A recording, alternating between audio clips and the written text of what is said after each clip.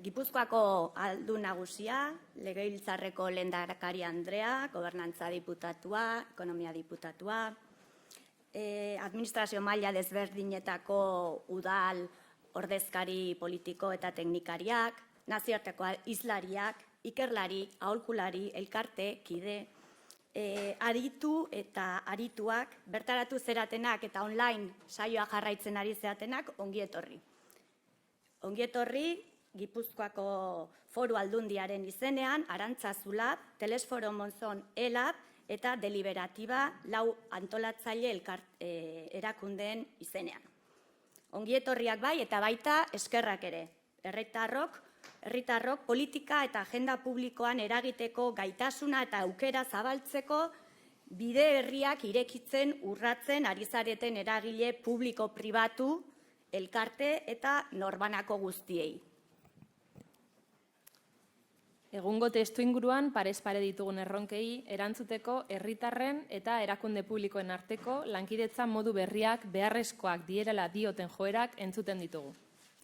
Nazioarte mailan ikuspegi berritzailea garatzen ari da. Erakunde eta gizartearen arteko lankidetza eta gobernantza eredu berriak aldarrikatzeko. Eredu horien artean deliberazio-olatuaz hitz egiten da, besteren artean. Eta Herritarren Batzarrak delako egitasmoak eratzen ari dira mundu mailan.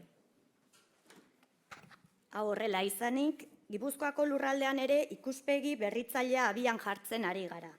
Gipuzkoako foru aldundiak, jardunaldi hauen antolaketan dabiltzen, elkarlanean dabiltzen Arantzazula, Telesforo Monzon, ELAB, Deliberatiba, nartian, Herritarren Batzar bat sustatu nahi dugu. Landuko den erronka edo gaia, landa eremua eta klima larrialdia uztartzea eta nekazal jardueraren papera balioan jartzea izango da.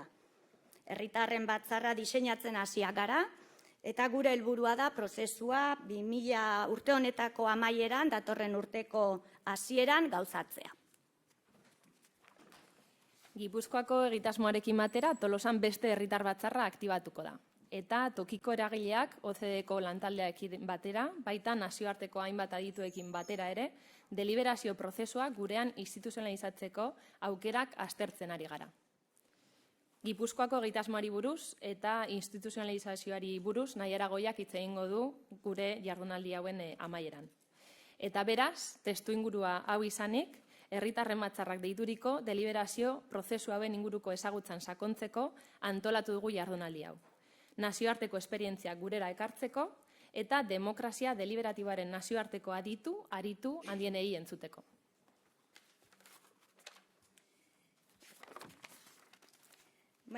Gaurko gonbidatuei sarrera eman baino lehen, logistika kontu batzuk aipatuko ditugu labur-labur.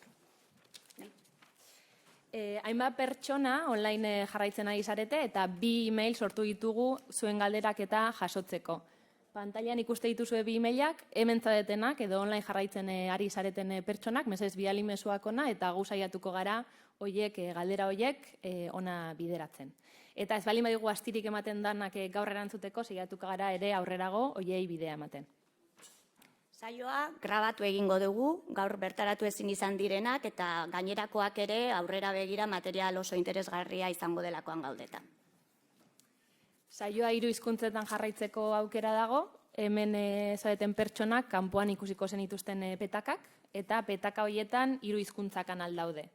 Hemen daukat txuleta, 1 euskara, 2 gaztelera eta 4 ingelesa. Orduan nahi baldin baduzu hizkuntza batean edo bestean jarraitu, 3 hizkuntzetan egingo dira aurkezpenak, eta beraz hemen kanpoan hori petakak hartu. Eta online jarraitzen ari zaretenak 3 hizkuntzetan 3 streaming kanal daude eskuragarri. Gaurko saioaren antolaketa orokorra, 8 hizlari izango ditugu, 6 saio desberdinetan banatuak, oraintxe hasiko gera eta 7:30 bitartean arituko gera.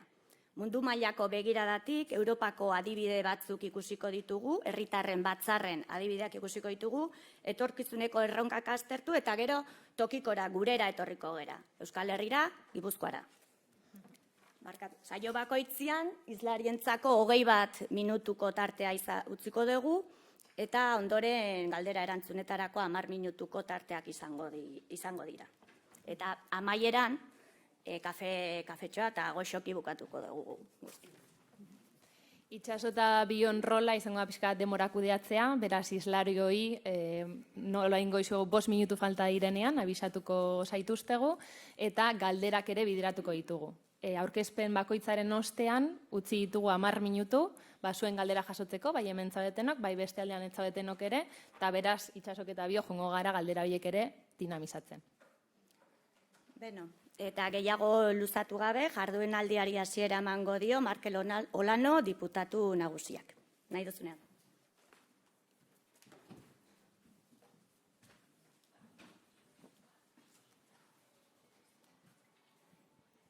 Ez nuke hemen botoi esakatu nahi, zerbait etxe maleman nire kulpa da.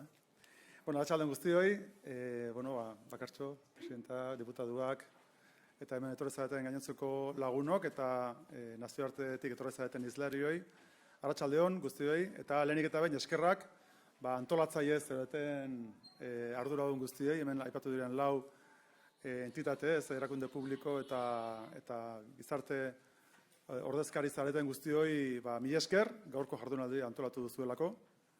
Eta esan, nire partetik behintzat, gaurko jardunaldi honek interes berezia daukala, gu aspaldik eskatzen baituen kontu batei buruz ari garelako.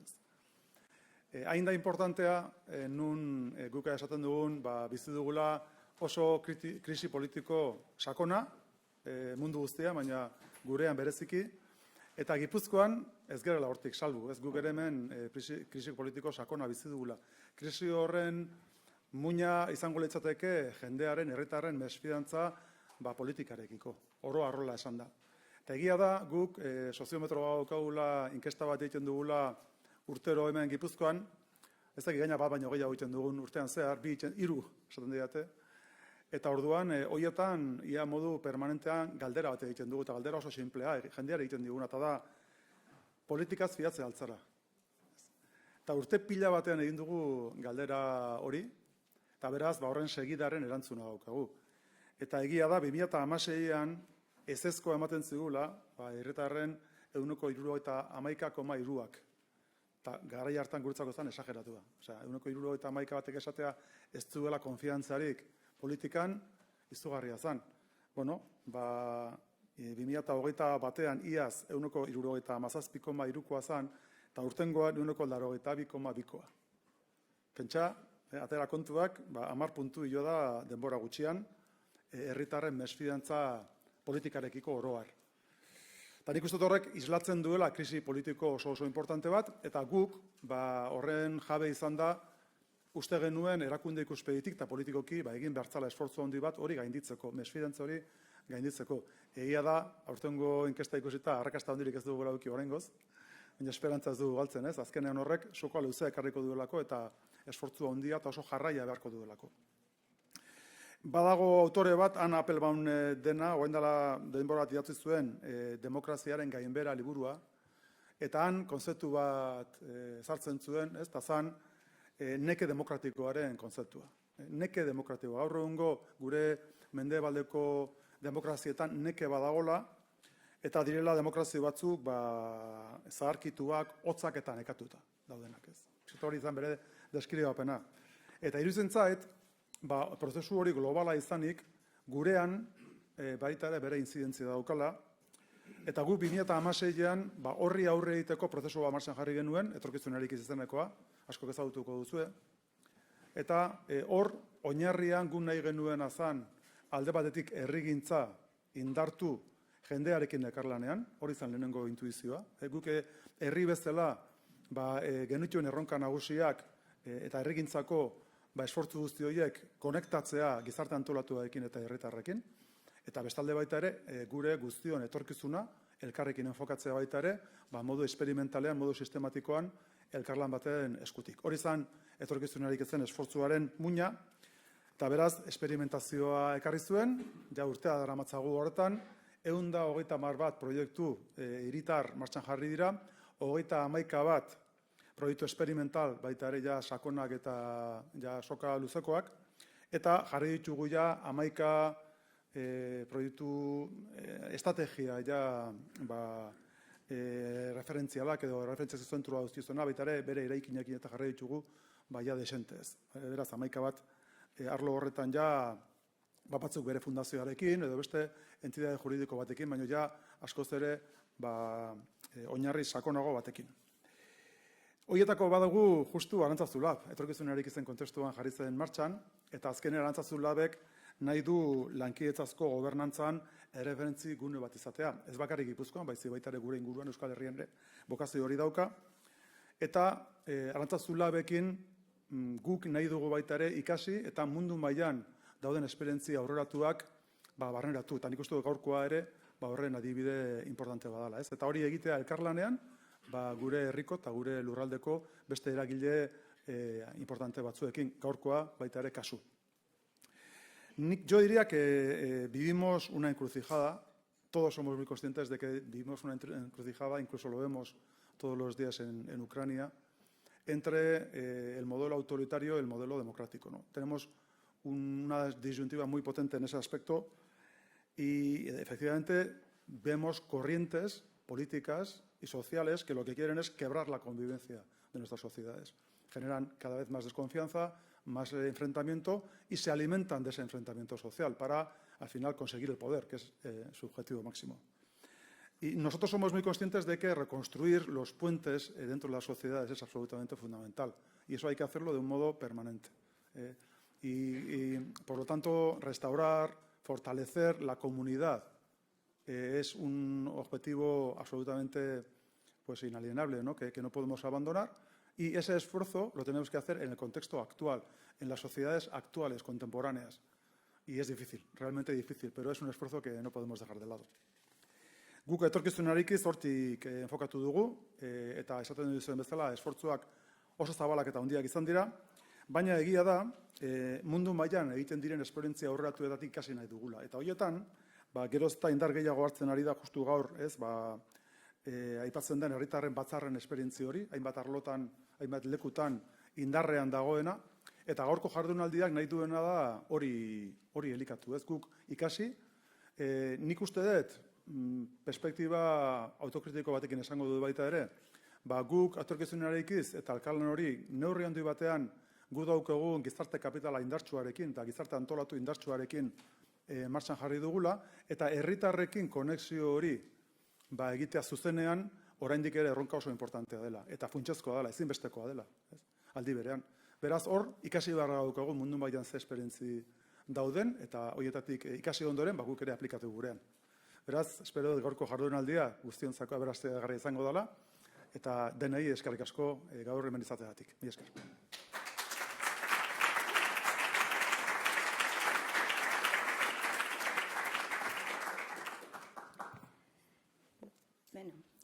Jardunaldiaren antolaketaren kide diren Urko Aiartza eta Arantxa Mendiarat gonbidatuko ditugu orain ekitaldiaren nondik norakoak azaltzeko. Aurkeztuko dizuet Urko munduan zehar dabilen euskalduna, tokikotik unibertsala da, guretik mundura, mundutik gurera dabilen abokatu eta bake bitartekaria da. 2017an Europako Bake Institutoan aholkulari gisa hasi zen, eta 2019 geroztik Olaso Dorre Fundazioko eta haren Telesforo Monzon Elabeko Euskal Herriko Ideia Laborategiko zuzendaria da. Urko, nahi duzunean? Eta Arantxa Mendiarat senperekoa da eta Bilbon bizi da, demokrazia deliberatiboan aditua eta aritua, eta deliberatibako kidea. Arantxak deliberazio printzipioak aurkeztuko ditu. Bueno, eskerrik asko. Eskerrik asko aurkezpen horrengatik, ni Donostia roots bat naiz, munduan zehar ibiltzen dena eta aritzen dena ez gehiago, eta ez gutxiago. Eskose simpleagoa dira kontuak. Eskerrik asko guztien ontzat etortzeagatik, eskerrik asko diputatu nagusi hemen izateagatik, legebiltzarreko lehendakaria eta baita ere gerturatu zareten guzti, eta bereziki nazioartetik etorri zaizkigun adituei eskerrak eman nahi nizkiek ez. Lehendik diputatu nagusiak esan duen bezala, jardunaldi honen zioa edo arrazoia gako batean dago. Ez da guk kezka handia daukagu gure gizartea, gure mundua momentu honetan aro aldaketa batean aurkitzen daren susmoa daukagu, aro aldaketa nagusi bat, aro batetik bestera pasatzeko garaietan bizi gera, oso garai ziurgabeak direnak, ez? Eraldaketa sakoneko garaiak dira, eta pareaz pare ditugun erronkak izugarria dira, ez herri bezala baizik eta gizarte edo gizaki bezala ere, ez? Larrialdi klimatikoa dago, demografia aldaketa sakonak ematen ari dira, teknologien eraldaketa esponentzialak, segulako abidorarekin eta guzti honek berarekin dakarzkien tensio handiak, ezta? Eta urte gutxitan eraldaketa sakonak ezagutuko ditugu. Nik uste dut, ez gehala konturatzen, baina segurazki hurrengo belaunaldiak konturatuko dira gu bizi izan dugun garai hau aro aldaketa garaia izan dela, ezta? Eta beraz, horrik nahiko azaltzen du gure egoera edo garai berezi hauen adierazpen nabaria da hori, ez? Eta guk ustean dugu, ezinbestekoa dela, parean ditugun erronka hauei erantzuteko, demokrazia liberalak eskainitako marko klasikoaz haratago joatearena. Ez zuzen ere, aipatu duen bezala diputatu nagusiak, eredu honek ja bere agortze zantzuak azaltzen ditu, zoritxarrez, neke bat agertzen da horren mailan, eta ezinbestekoa da berau zabaltzea, ez baztertzea, eta berau zabaltzea, berunetan sakontzea eta aberastea, ezta? Eta are gehiago, aipatu den bezala, demokrazia eredu gisa azken gara honetan zalantzan jarri duten indarrak astindu egiten dutenean, ezta? Eta beronetan sakontzeko eta zabaltzeko ekimena behar ditu horren aurrean. Hori da, hain zuzen ere, bide bakarra guretzat aurrera egiteko, ez? Gogoeta horiek behar ditugu, ez? Demokrazia gutxiago aldarrikatzen dutenean aurrean, demokrazia gehiago eta parte hartzaileagoa behar dugu. Sakondu egin behar dugu horretan, ez? Eta horretan, guk usten dugu, beharrezkoa direla lankietza modu berrietan esperimentatzea eta aztertzea, partaidetza berdiak bilatzea eta galdera konplexuei, prozedura parte hartzaileago eta konplexua hauekin erantzuteaz. Hori da erronka eta esan bezala herritar batzarrak horren adibide dira.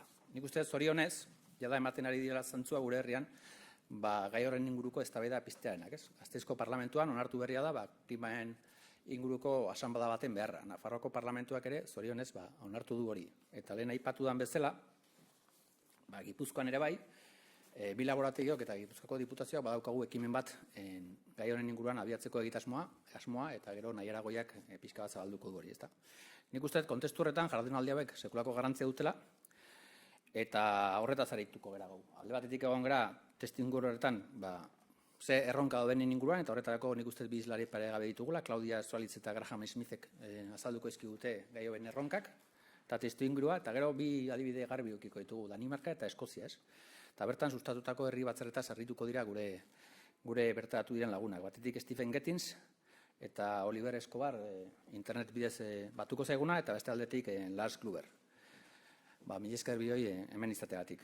Bi adibide desberdin dira, baina bi adibide guretzako eredu diren bi herritatik datoztenak, ez? Batetik estatu buru jabe bat den Danimarka, eta beste alde batetik gure herria bezala buru jabe izateko asmoa eta egitasmoa duen Eskozia, ezta? Beraz, aukera parabiagabea da guretzat prozesu honen inguruan sakontzeko eta guztia baitu zen arrisku zein erronketaz jabetzeko. Gure herriak, uste dut, horrelako eztabaidak eta prozesuak behar dituela. Deliberatiboak, irekiak, non gure herriarentzat garrantzitsua diren gaien inguruan, demokratikoki eztabaidatu, deliberatu eta sakondu aldezagun, herri gisa. Egun aurrialde aurreratuetan ematen den prozesuen inguruko ezagutza guretzat oso garrantzitsua da. Eta horretatik, edo ezagutzatik horretatik abiatuta, gure nazioak uste dut beharko lukeen bidea hartu beharko lukela. Beraz, gure iritzian gaurkoa jardunaldi hauek aproposa dira guzti honetarako, eta guztiei luzatzen dizuet aukera aprobetxatu dezagun gaurko jardunaldian emango dizkiguten azalpen eta gogoetak. Mila esker.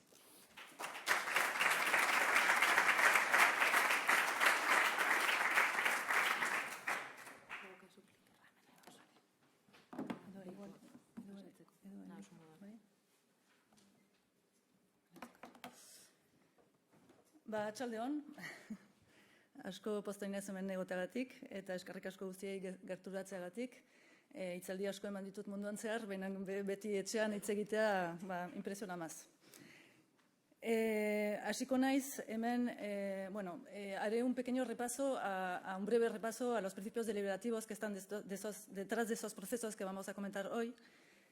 Y empezaré con esta imagen del Consejo Económico y Social en París, que hace 2 años alojó la Convención Ciudadana por el Clima, y un artista, Gier, les hizo una fotografía a cada una de las personas que fueron elegidas por sorteo y participaron en la convención, y esas fotografías se pusieron en la fachada de este Consejo Económico y Social. Este año se acaba de terminar también hace un mes la conferencia sobre el futuro de Europa, que reunió a 800 personas elegidas por sorteo, que deliberaron en 24 idiomas, y unos cuantos procesos están teniendo lugar también cerca de aquí. Quiero decir eso porque simplemente la ola deliberativa ya está, nos lo va a contar luego Claudia. Es imparable, está llegando. Ahora realmente lo que tenemos que cuidar, y espero que hablemos de esto esta tarde, lo que tenemos que cuidar es cómo hacemos para que funcione lo mejor posible, para que la activemos lo mejor posible, para que esta renovación democrática que estábamos comentando ahora realmente ocurra. Empezaré con estas 3 palabras: diálogo, debate, deliberación. El diálogo es yo te hablo, tú me hablas, construimos una relación, construimos un intercambio. El debate es yo te intento defender mi opinión, tú intentas defender la tuya, y de alguna manera en un debate hay un ganador, un perdedor. En una deliberación intentamos afrontar conjuntamente un problema conjunto e intentamos llegar a un acuerdo. Entonces, en esos procesos es lo que pretenden, ¿no? Llegar a acuerdos entre personas diferentes alrededor de una misma problemática. Daré la definición de la Asamblea Ciudadana antes de que sigamos más adelante para que sepamos de qué estamos hablando, ¿no? Entonces, una Asamblea Ciudadana está compuesta por ciudadanas elegidas por sorteo, mediante un sorteo cívico, que después de escuchar a personas expertas y usuarias sobre una cuestión planteada generalmente por un gobierno, tienen tiempo y recursos para deliberar y formular recomendaciones.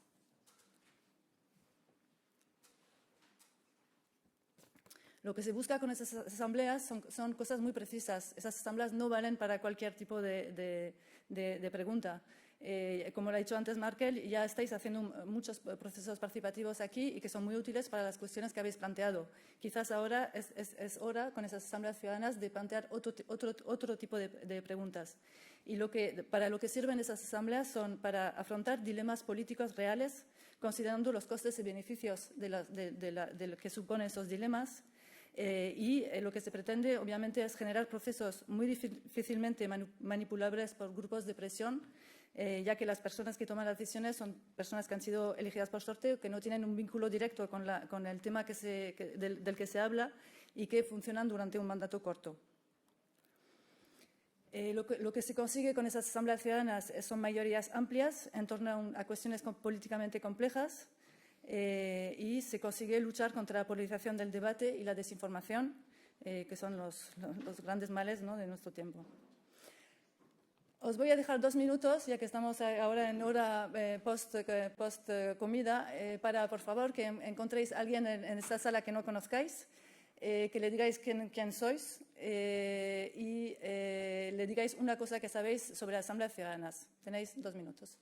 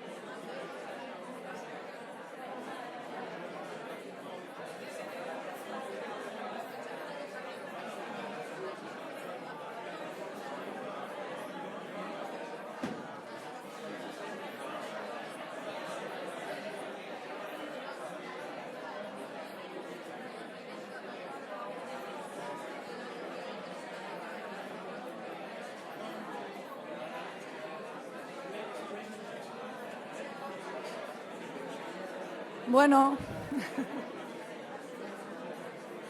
2 minutuak agortu ditugu.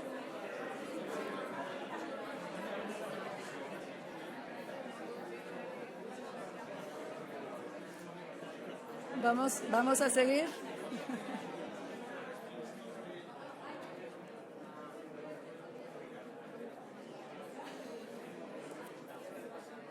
Ahí es cuando te das cuenta que las personas en la sala tienen cosas mucho más interesantes que decir que los que estamos aquí. Pero bueno, aún así seguiremos. Espero que haya sido interesante. Me quedan, 1 minuto, entonces iré muy rápido. Me han dicho que ya tenemos que ir cerrando esta parte. Barkatu. Entonces, seguiré con simplemente 4 puntos que me gustaría destacar y me gustaría que esos 4 puntos los tuvierais en la cabeza mientras escucháis a los siguientes ponentes, porque para mí son como los 4 puntos un poco claves a la hora de poner en marcha esas asambleas, ¿no?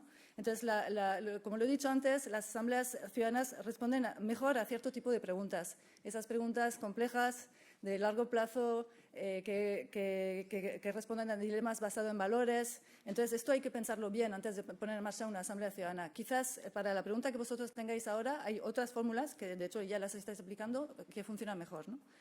El segundo punto es que las asambleas ciudadanas son mucho más que un sorteo. El sorteo suele ser como la parte visible, digamos, la parte más llamativa porque es algo relativamente nuevo, pero primero no son un sorteo, sino que son 2 sorteos también, como lo contará Claudia.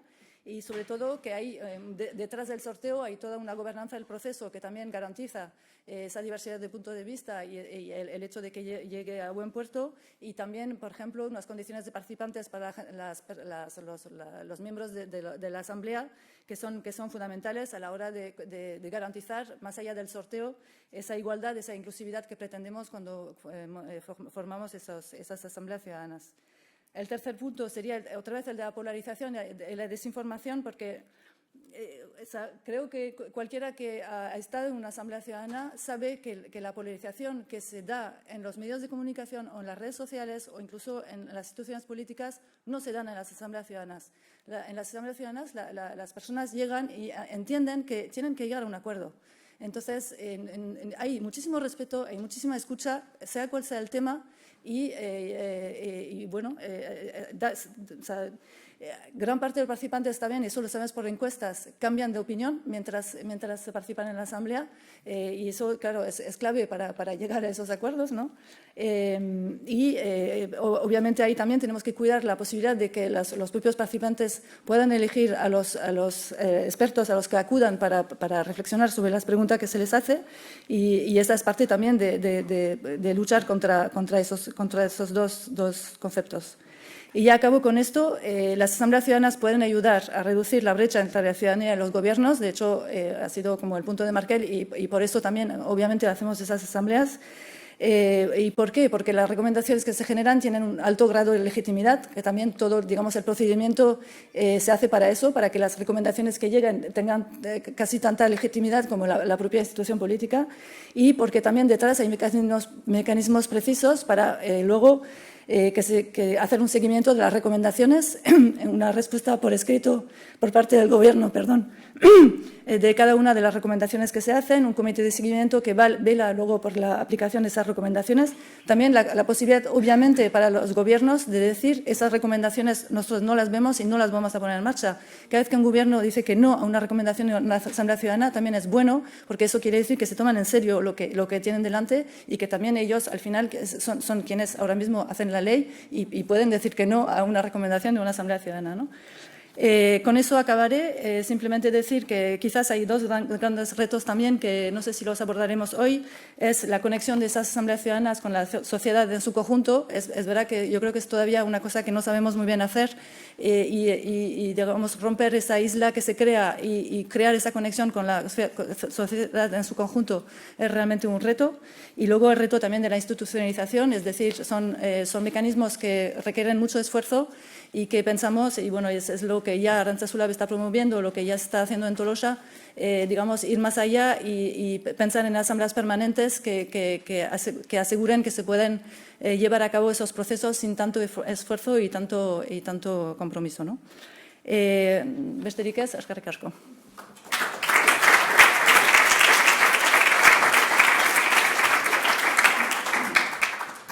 Eskerrik asko bioi zuen hitzagatik eta ere denbora betetzeagatik, bakik hau garela horre zorrotz, baina urrengo islaria nazioarte mailako aditua da, Claudia Esbalitz, eta berak hitz egingo digu Deliberazio-Olatua Munduaren kontzeptuaren inguruan. Claudia Esbalitz mundu mailako aditua da eta demokrazia deliberatiboan eta berrikuntza demokratikoan. Azken 5 urteetan mundu mailan erreferentzia diren ikerketak argitaratu ditu Elgaren baitan. Besteak beste, Catching the Deliberative Wave, txostena. Halaber, hainbat prozesua aholkatu ditu. Claudia, nahi duzunean, zure da hitza, 20 minutu dauzkazu aurkezpena egiteko, eta gero 10 minutu edukiko ditugu galderak eta jasotzeko.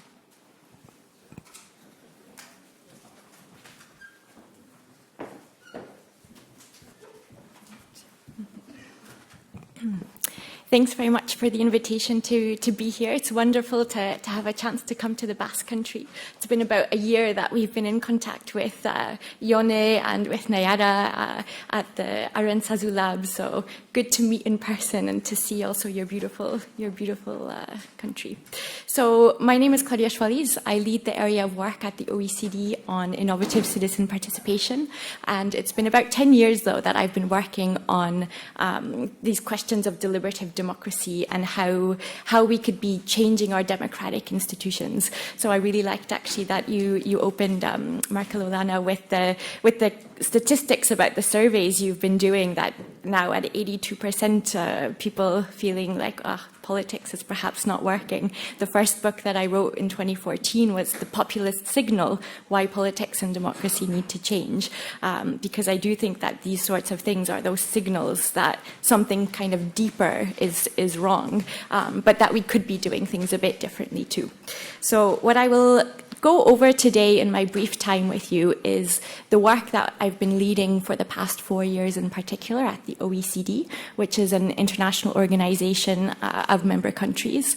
And over this time, we have been doing a comparative analysis about the trends that we've been seeing all across the OECD and beyond about the ways in which public authorities are bringing in citizens differently into public decision making. So we've called this the deliberative democracy toolbox now that we have a few different things, and I'll go over the parts of it throughout my presentation here today.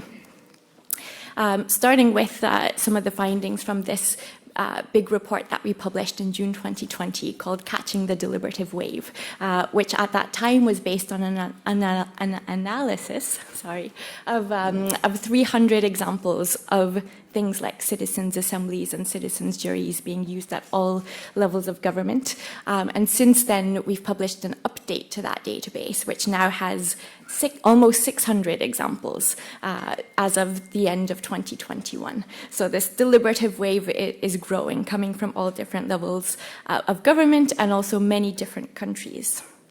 But first, before I go into any of the data, any of the trends, any of what I'm talking about, I know that there's different levels of awareness about what are citizens' assemblies and what are these processes. So the technical kind of more encompassing term that we use at the OECD are representative deliberative processes, which refer to citizens' assemblies, citizens' juries, consensus conferences, planning cells. So that's why there's the one kind of overarching term that describes all of them.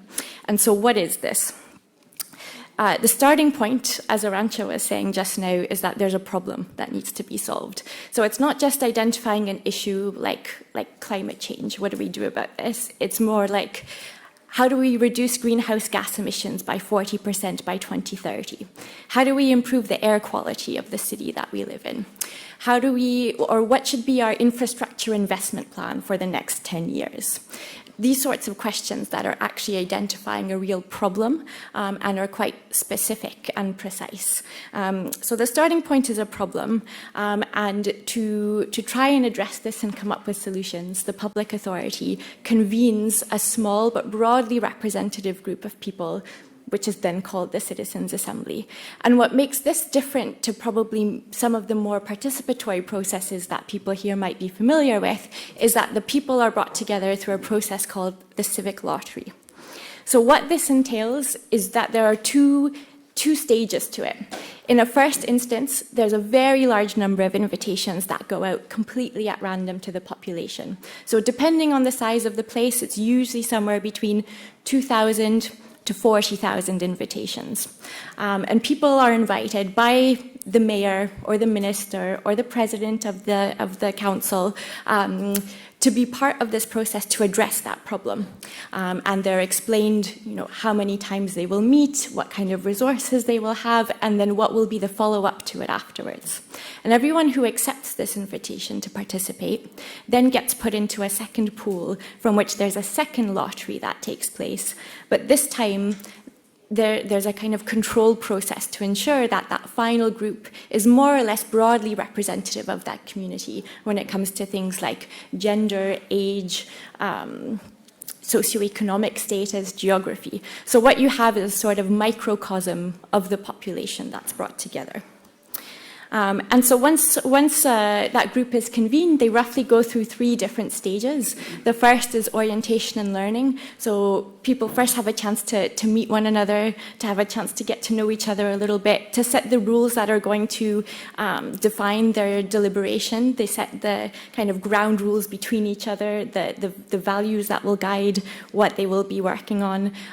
Sometimes they go through a process of coming to understand what is bias, to be aware of that kind of thing while they're then exposed to information later. And then there's a really important learning stage. So people have access to experts and to stakeholders, both in person and through written and material and videos and other ways to give people information, to be able to grapple with the complexity of that issue.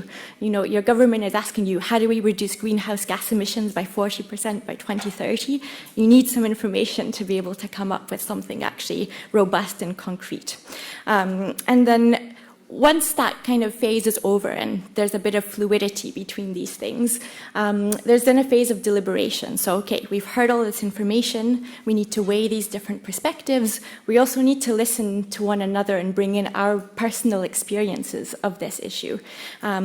But the aim with deliberation, like Arantxa said, is not just to talk about things, it's not a debate. The aim is to find the common ground on what do we do about this. So in most of these processes, there's around 80% consensus amongst the group of people for it to become a recommendation of the group, which again is quite different to a lot of other participatory processes that tend to happen. And so they draft the recommendations in their own words, and those recommendations then get put back to the public authority, who then responds to that citizens' assembly and to those recommendations, saying yes or no. Yes, how are we going to do this? No, with an explanation of why not.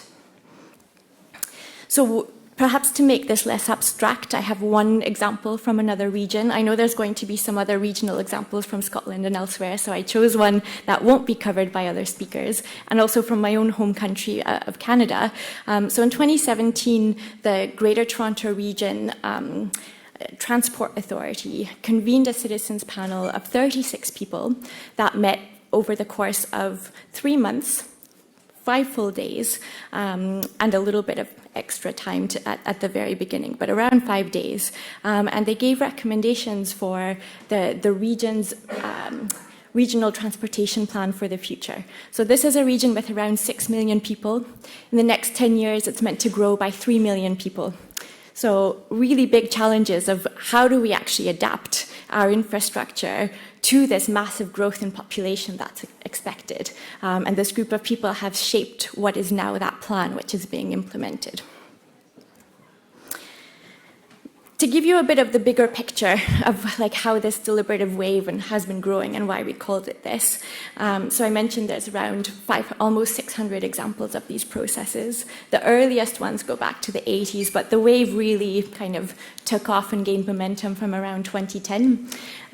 We see there was a slight dip, I think, in the last year because of COVID. I think there would have been a bit more than that had it not delayed some projects. But there's also been a lot of interest, especially in the past couple of years. So I don't think this is a trend that's going to stop. I think, if anything, we feel there's even more momentum behind it than ever before. We found these examples in many, many different countries. Some have a lot. We discovered that Japan actually has a really rich deliberative culture at the local level after we published our first report. But globally, the hypothesis of why some countries have more examples than others is that in those countries, that's where some of the earliest examples happened. So there's already been that sort of knock-on effect of people seeing what has happened, seeing like, oh, actually this can be really helpful, and more of those processes happening over time. These processes have been used at all levels of government. I think sometimes there's a myth that it's only really useful at the local level, but actually we have a lot of examples about really complex issues being treated at the national level as well, like in France, the National Climate Assembly on reducing the greenhouse gas emissions, but also at the moment in Canada, again, there's a national level process about citizens' assemblies on democratic expression in terms of like how online can we regulate things around hate speech? How do we regulate the big platforms? All these sorts of really technical and controversial and difficult questions being deliberated on by citizens at the moment. So, yeah, all levels of government, there's always going to be way more examples at the local level because there's way more municipalities than countries, but the point being, this can be done everywhere.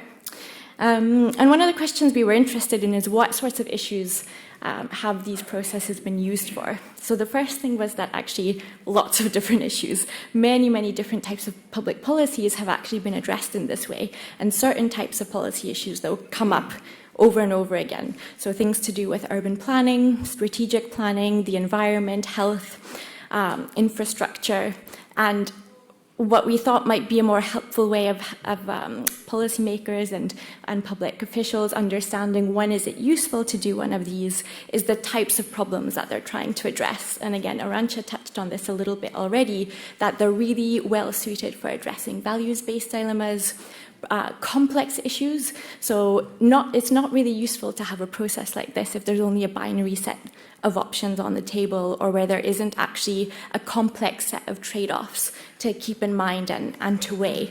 So, for instance, one of the most well-known examples is around the Irish abortion citizens' assembly. It's a values-based dilemma, but it was also complex because it wasn't just yes or no, do we change the constitution on this? It was, if we change the constitution, how should the legislation change in accordance?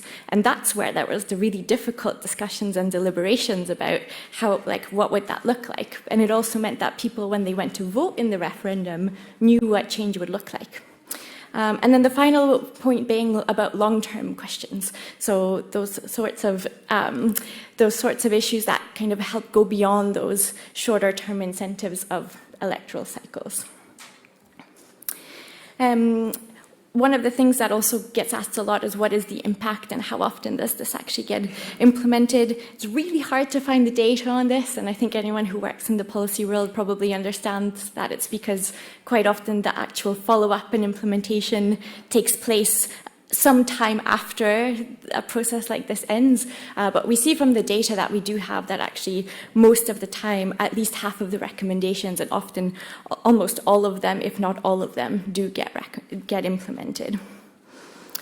On the basis of all of this data, we have a pretty good idea of like what needs to be in place for this to work and be successful.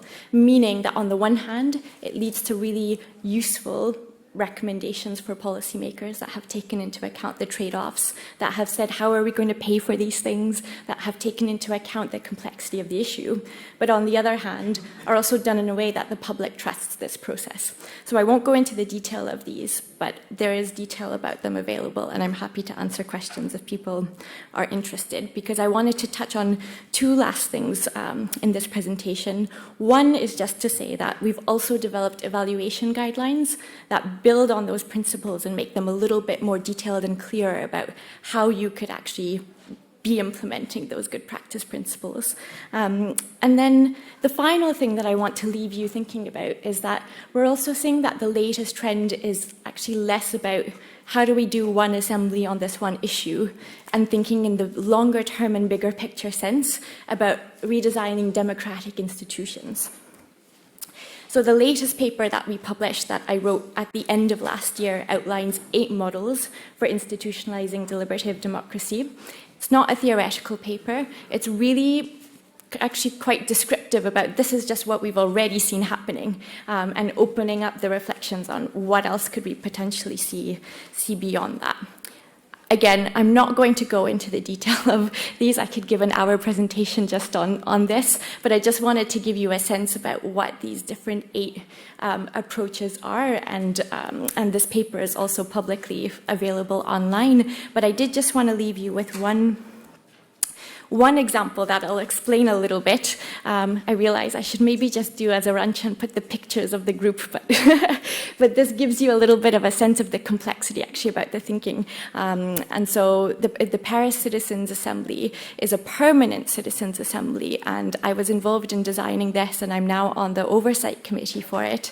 But basically it's permanent in the sense that the Paris City Council actually changed its internal regulation to make this a part of how it functions. So there's actually a legal basis for its existence. How it works is that there's 100 people who form the core assembly, who are randomly selected from anybody living in Paris. So you don't have to be a French citizen. I could be part of it if I was chosen. Anyone 16 years and over, and they have a 1-year mandate with numerous different competencies that they fulfill during that time. So Paris has a really kind of long-standing now and well-established participatory budgeting program, around 100 million euros a year.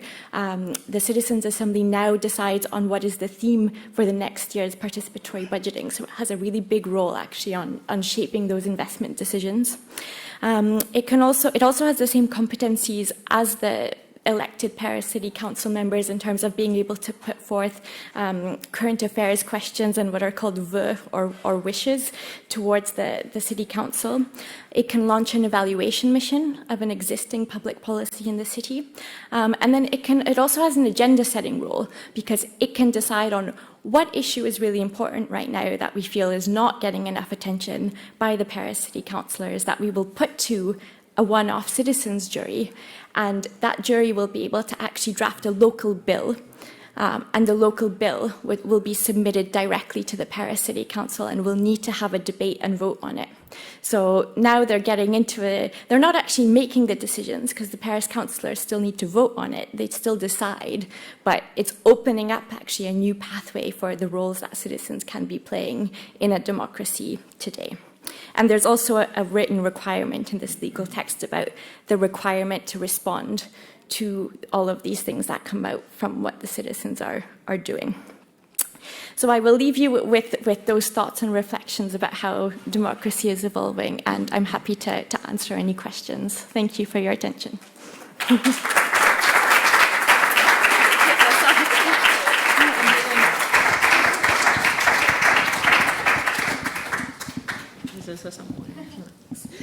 Thank you, Claudia, for the presentation and for sharing all these international examples. Galderarik badago hemen, lehenengo hemen galderarik baldin badago, hemen jasoko ditugu galderak, bestela online hor gabiltza talde bat atzetik eta emailak begiratzen. Norbait hemen galderarik, bestela guk egingo ditugu galderak, bai?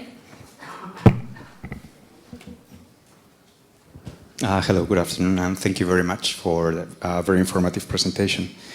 I was wondering if from those almost 600 cases, you have analyzed some kind of linkage, correlation, relationship between what triggered the citizens' assemblies and the level of commitment by the local, national, or international governments, whatever. I mean, if there is some kind of relationship and what that might be.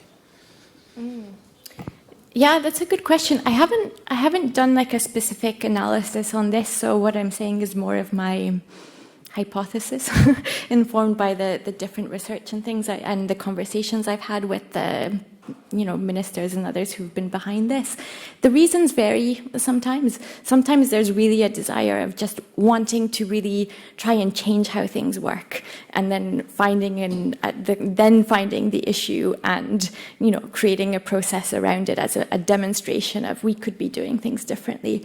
But quite often, actually, the starting point is more we're facing this really difficult problem and we're a bit stuck politically because no matter what we do, somebody's going to be unhappy, and then there's a next election down the road, and then there's all sorts of reasons why there's nothing happening on certain issues. And so having a process like this in place can unblock it, because there's a possibility to then say, well, we've put this issue to people, we've given them the time and the resources to be able to explore it in depth and so on.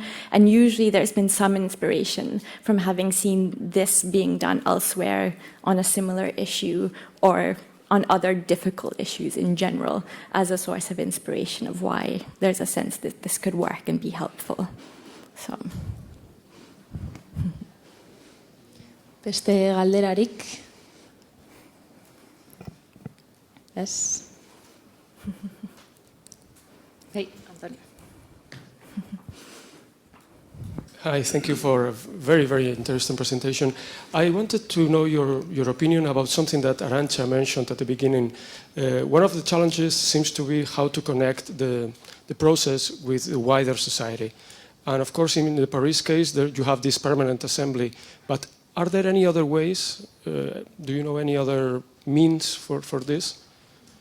Yeah, it's also a good question, and I think it depends on what do you mean, and what is your aim and purpose with wanting to connect with wider society. So quite often in these processes, there's maybe during that initial stage of learning, there's also a chance for a wider public consultation or crowdsourcing of ideas or crowdsourcing of things, so that a wider public is also able to input, but as one part of a much larger evidence base around the issue. And then I think the other way to connect to the public is perhaps less in an engagement way, but I think the public communication aspect of this is really important, so that people know about it, but also as an opportunity for public learning. So, for instance, one of the examples that we have some data around is, again, the Irish Citizens' Assembly on Abortion. There were around 100,000 people that watched the live streams of the presentations that took place by the experts and the stakeholders. So that's also a way of kind of connecting with a wider public about what is happening. Because I think this kind of question about the wider public comes up because there's a really noble intention of wanting to be able to include everybody or to reach a wider population, but I think it requires a slight change of mentality once we start thinking actually about using lotteries and also institutionalizing them, because, you know, we can't all be involved in everything all the time either. So we need to have mechanisms to create the possibilities that perhaps like once in your life you'll be part of a process like this where you play that really meaningful role and you have more of a civic responsibility to give up maybe 5-6 weekends of your time to be part of this, in the knowledge that other people like you are part of other processes on other issues. So that's where institutionalization becomes really interesting, because by embedding it, it means that you're creating the conditions that over time there's going to be lots of people that are rotating through a lottery to be part of something like this. So I'm personally of the view that we need to stop trying to include everyone in everything all the time, because we also have a lot of research which shows that when you have a more open kind of selection process of who participates, that there are certain demographics that disproportionately participate, and they tend to be men, well-educated, well-off, white, of a majority, you know, so it's actually amplifying the voices of the demographics that tend to have the most privilege or the most influence already. So I think there's a need to be rethinking a little bit actually this sort of relationship with the wider public in general. Azken galdera baterako tartea daukago. Norbait animatuko da azkenengo galdera egitea Klaudiari? Bai, atzekaldean.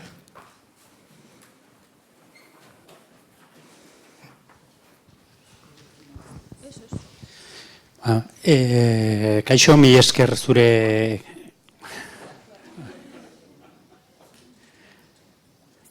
Horregatik galdetu dut. Kaixo, mi esker zure ekarpenagatik. Nere kezka eskalabilitatea da, hau da. Goruntza eskalatzeko arazoak daude, baina ni gehien kezkatzen nagoena da beruntza. Herrialde honetako Gipuzkoako herrien tamaina dijoa 80 biztanletatik hasi eta 200.000 ez da iristen. Donostia, handiena, 200.000 ez da iristen. Eta 89 herri gara. Beraz, hor dago kezka, ez? Hemen herri txiki asko daude, eta noraino jetxi daiteke eskalabilitate horretan.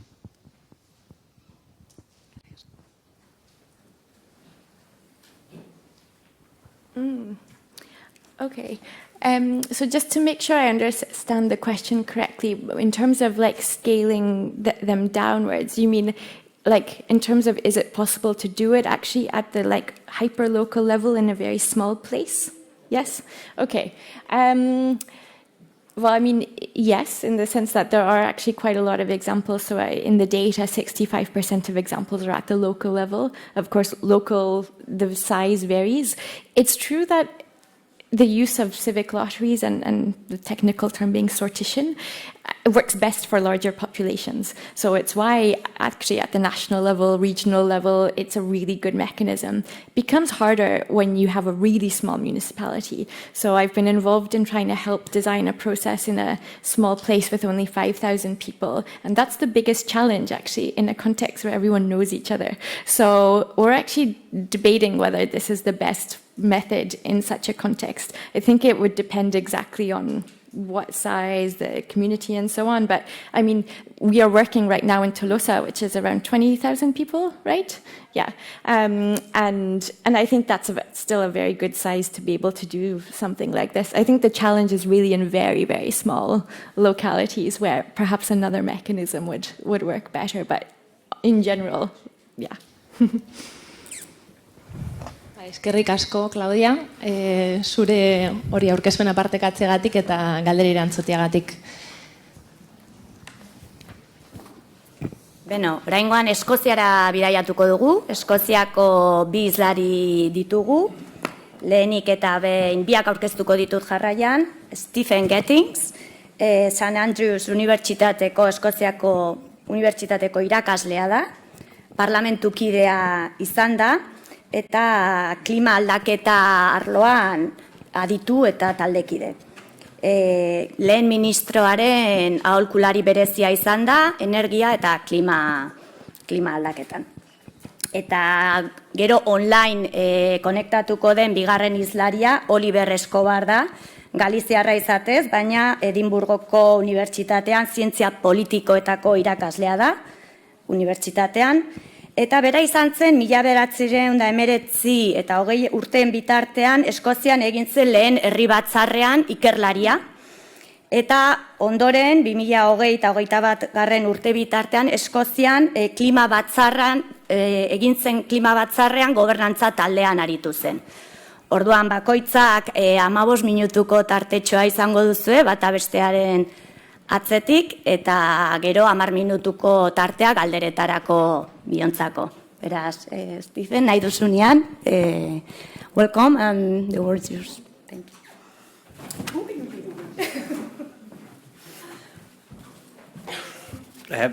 you. Thank you, everybody. Madam President, friends and colleagues, it's such a pleasure to be here today. In San Sebastian, Donostia. It's really lovely to be back and crucially to be talking about what I consider to be the generational issue, the biggest issue that any of us will ever face, that of climate change. Now, we've got a lot to go through today. I've been asked to consider the challenge of politics, which Jurko's already alluded to and Claudia mentioned as well. I know this will be of particular interest to some of our audience members and what our experiences have been. What I'm going to do, first of all, I'm just setting my stop clock because I know we've got limited time. Mindful that I'm a Scottish person addressing you, I'm also looking at the interpreters and I don't have my earphones in, so I shall encourage them to wave at me if they think I'm speaking too fast. And I've got a thumbs up there, which is a good start. What I want to do today is I want to look backwards a little bit. The climate assemblies are a really important part of democracy. I'll tackle that. But I want to look at the background about where this came from in terms of Scottish politics and our journey, because that's been a really important part. This doesn't come from nowhere, and there's no one-size-fits-all solution to this enormous challenge. I then want to talk a little bit about how the Climate Assembly interacts with politics today, and I then want to look forward to the opportunities and some of the challenges that exist.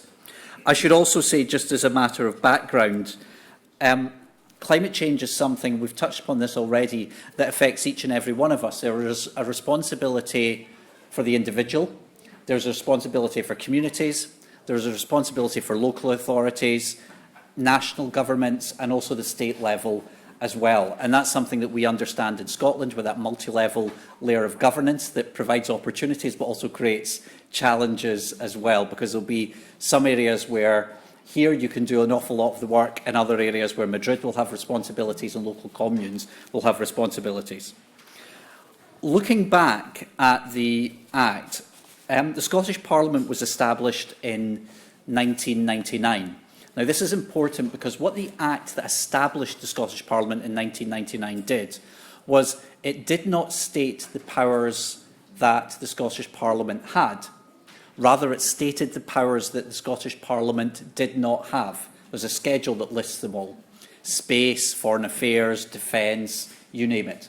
Now, in the 1990s, when the Act was being established, climate change was not considered serious enough to be discluded from the Scottish Parliament's areas of responsibility. So all of a sudden, the Scottish Parliament found itself with responsibility over climate change.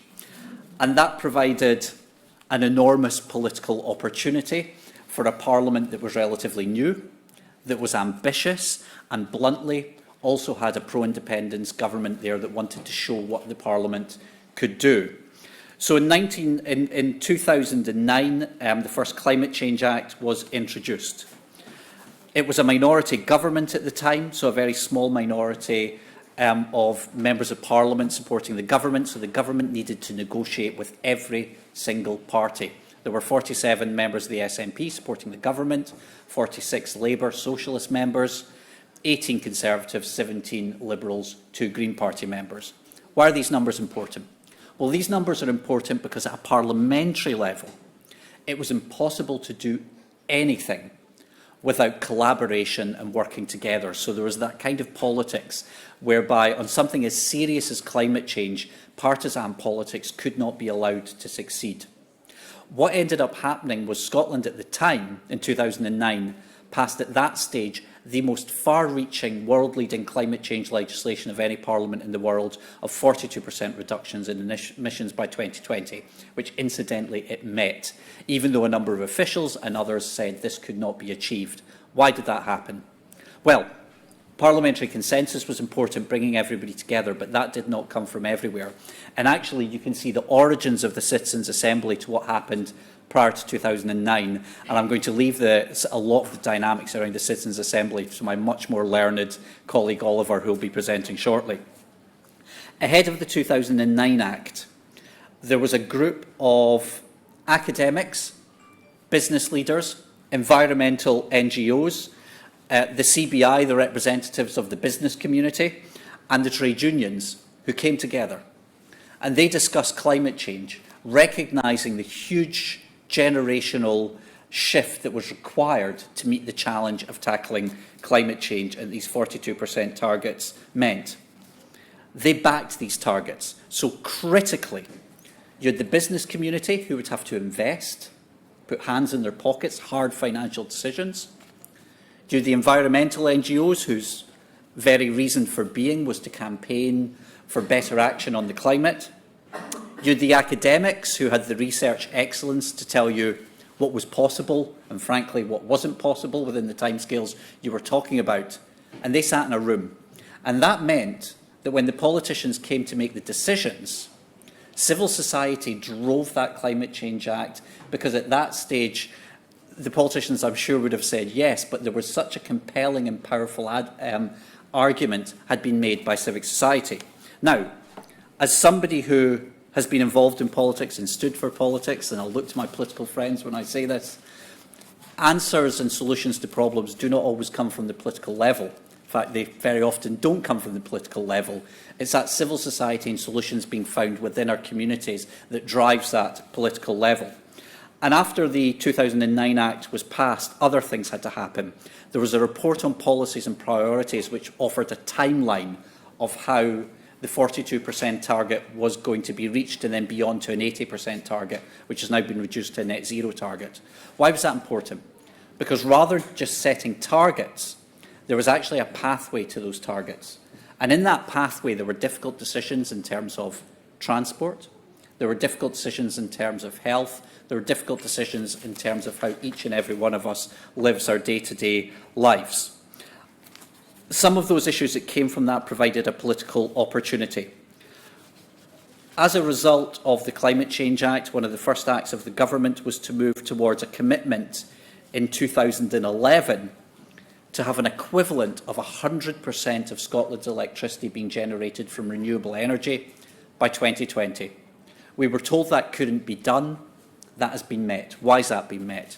Well, it's been met because government provided certainty in those 2011 targets, but more importantly than that, because there was buy-in from the trade unions, from academia, from the green NGOs and from the business community, that they got behind that target, and there was a key message for citizens beyond, which was one of reindustrialisation. Because as the politicians who are here will know, that if you're to connect with citizens and make this applicable to citizens, you need to be able to tell them a story, you need to be able to make this relevant to them. So part of that story became one of reindustrialisation, to connect the shipbuilding of the Clyde, it's a river in Scotland where a huge amount of shipbuilding took place in the 19th century, and I know you have your own industrial heritage that I was hearing about earlier on in the Basque Country, which is all around us. So it was to connect that history to the present and what we were going to do on climate change in the future.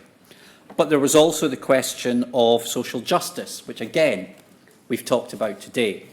And one of the big challenges, for example, was on energy efficiency and heating our homes. Now, the housing stock in Scotland is poor.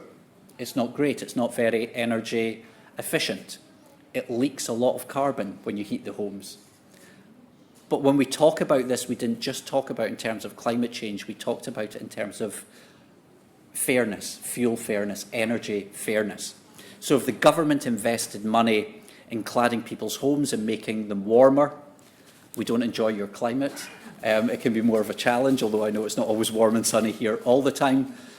But the cold and where you have poor quality housing leads to fuel poverty.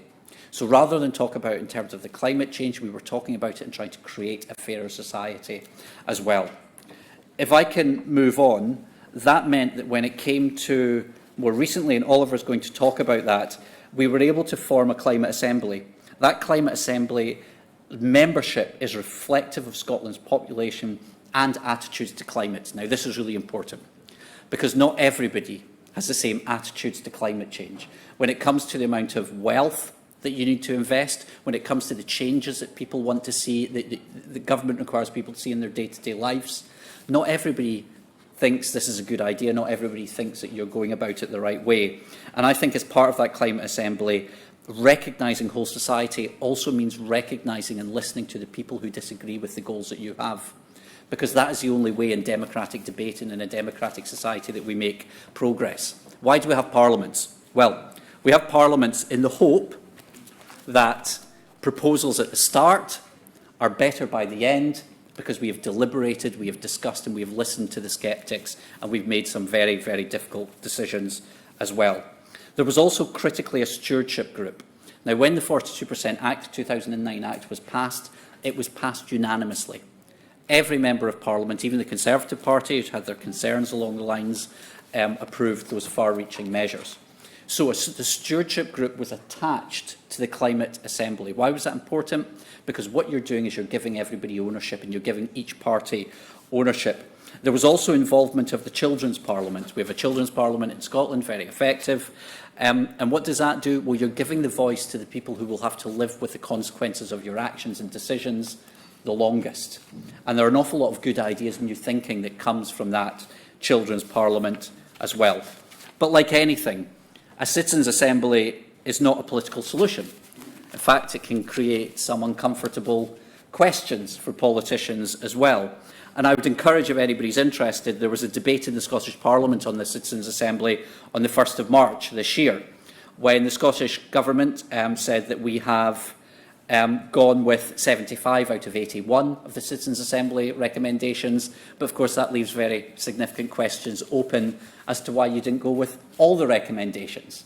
Well, that's because Citizens' Assembly can consider, but of course governments are elected, governments decide, and governments are held accountable for those decisions as well. And I think that's an important way to distinguish this. This is not the whole solution to the challenge that we face.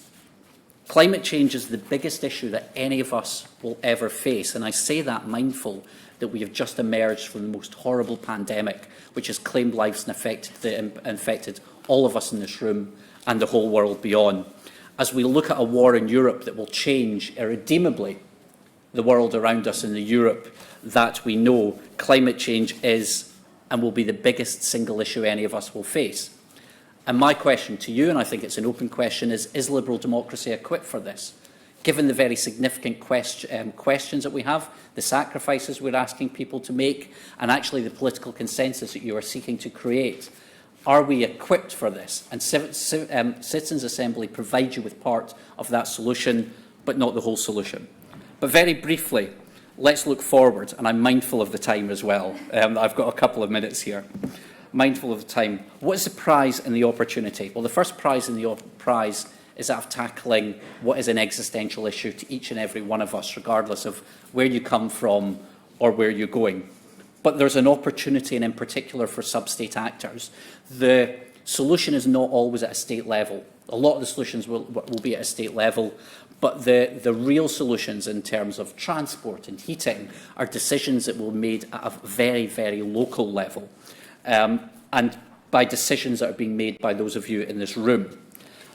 But there's also the opportunity as a sub-state actor to have a platform at an international level. Glasgow hosted COP26. We're very proud to do that. That was done by the UK, but the Scottish Government was able to play a very big role in the international community, as recognised by Secretary-General Antonio Guterres.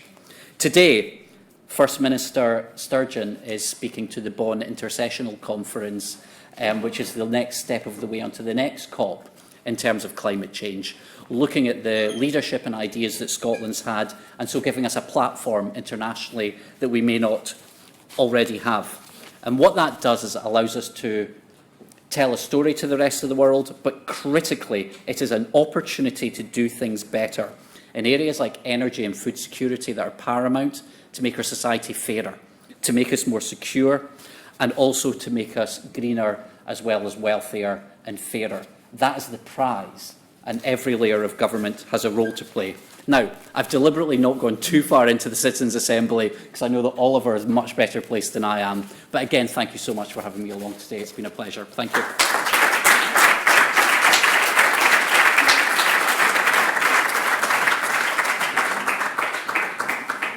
Thank you for that presentation. And now we have Oliver on the other side, so maybe we can connect him. Hola, Oliver, ¿nos escuchas? Hola. ¿Nos escuchas bien? Sí, no sé si me oís. Sí, te escuchamos bien. Adelante. Vale, ¿y veis la pantalla? Sí, vemos bien. Si quieres probar a pasar la diapositiva, a ver si se pasa bien. Sí, perfecto. Venga, pues vamos ya. Muchas gracias por la oportunidad y encantado de estar aquí. Ya me gustaría estar en persona, pero son los tiempos que corren, así que les agradezco la oportunidad de hablarles digitalmente. Quiero un poquito retomar donde Steven lo ha dejado, pero antes de hablarles de la experiencia con asambleas ciudadanas en Escocia, creo que es importante poner esta ola deliberativa en un contexto más amplio. Entonces, muy rápidamente, volviendo a cuestiones que se han dicho antes, al principio en la introducción del evento, estamos en un momento muy crítico donde la gobernanza democrática pública afronta desafíos que tienen que ver con sus pilares fundamentales, la legitimidad para actuar y la capacidad para actuar, y esas dos van relacionadas, ¿no? Y estamos en un momento en que las limitaciones de nuestras instituciones, sobre todo el cortoplacismo, que emana de los ciclos electorales, los imperativos mercantiles y todo el tipo de presiones para centrarse en el corto plazo, nos hace muy vulnerables a las tendencias y tensiones que vienen y que ya están aquí, ¿no? Desde la quiebra ecológica hasta la emergencia climática y muchas otras tendencias y tensiones que están presentando desafíos a la gobernanza pública. Por lo cual es importante que nos acordemos que esta ola deliberativa es parte de un momento de innovación democrática, pero parte de esto es la otra cara de la moneda, que es la recesión democrática global que hemos observado sobre todo en los últimos 10-12 años, desde la crisis financiera del 2008. Se han perdido un montón de estados democráticos, se han perdido los índices de libertad, han bajado, y al final, sin tampoco pararme mucho en estos indicadores, la cuestión fundamental es que a la gente le encantan, todavía le encantan las ideas de la democracia, pero están, digamos, decepcionados de cómo se practica, ¿no? De lo que la democracia significa cuando nos centramos más en la parte más ritualista, etcétera. Y esto ha dado lugar a un fenómeno global, que es lo que Dalton llama la brecha participativa, que es la brecha que está creciendo, y él lo examina en más de 70 países en todo el mundo, la brecha entre la gente que sabe cómo utilizar los procesos disponibles para influir las agendas públicas y la gente que no, lo que él llama los políticamente ricos y los políticamente pobres, ¿no? Es esa brecha participativa. Entonces, en este contexto han surgido un montón de innovaciones democráticas que tratan de incrementar tanto la legitimidad como de la capacidad de los sistemas tradicionales, las instituciones tradicionales. Y este campo de innovación democrática es un nuevo espacio con todo tipo de modelos participativos, deliberativos, y hay muchas distintas maneras de efectuarlo, ¿no? En Escocia, por ejemplo, ahora mismo hemos tenido ya más de 400 presupuestos participativos, hemos tenido asambleas o jurados ciudadanos a nivel local, a nivel regional, a nivel nacional, las asambleas ciudadanas también, y todo tipo de otras maneras de organizar la gobernanza colaborativa, la participación digital, etcétera, ¿no? Que es el campo que llamamos de la innovación democrática, tal como luego vamos a escuchar a Graham Smith más tarde hoy, ¿no? En el evento. Y nosotros también hemos mirado a estos desarrollos a través de todo el mundo, en los 5 continentes, que es un poquito lo que ponemos en ese libro. Pero aquí esto es un poquito para contextualizar lo que llamamos los mini públicos, ¿no? Que es lo que Arantxa ha definido, lo que Claudia ha definido también, que es esta idea de cómo hacemos una división de trabajo que acomode la diversidad de las sociedades, sea a nivel local, o sea regional, o sea nacional. Y ahí es donde entra esta cuestión de seleccionar a través del sorteo para tener una mini versión del público más amplio, un mini público, y crear un espacio que es muy diferente de los espacios que tenemos de políticas públicas. Un espacio que no está mediatizado, un espacio en el que no hay tanto ruido, en el que la gente puede juntarse, pensar con cuidado, examinar evidencia, aprender de las perspectivas e historias de otra gente y luego deliberar para llegar a conclusiones razonadas y bien informadas, ¿no? Que es un lujo, porque las instituciones más tradicionales lo tienen muy difícil para llegar a ese nivel de participación y de deliberación. Y entonces, las asambleas de Irlanda siempre se mencionan, ¿no? En el caso de Escocia hemos estado muy inspirados por la experiencia de Irlanda, sobre todo en algunos de los asuntos más controvertidos, ¿no? Que ya se han mencionado antes. Y luego ha habido una asamblea a nivel del Reino Unido, y luego en Escocia hemos tenido ya 2 asambleas. La primera asamblea fue muy amplia sobre el futuro de Escocia y después esto, claro, la pandemia empezó y tuvimos que moverla al ámbito digital y se aprendió mucho y mucho aprendizaje. Uno de los impactos más fundamentales de esa primera asamblea fue enseñarnos los errores y los problemas que había que solucionar para la asamblea climática, ¿no? Que es la que tiene más relevancia en esta sesión. La asamblea climática escocesa trataba de afrontar esta pregunta, ¿no? Que es amplia, cómo debe cambiar Escocia para afrontar la crisis climática de manera efectiva y justa, ¿no? De manera que se tuviera en cuenta tanto la justicia social como la efectividad y la buena gestión, ¿no?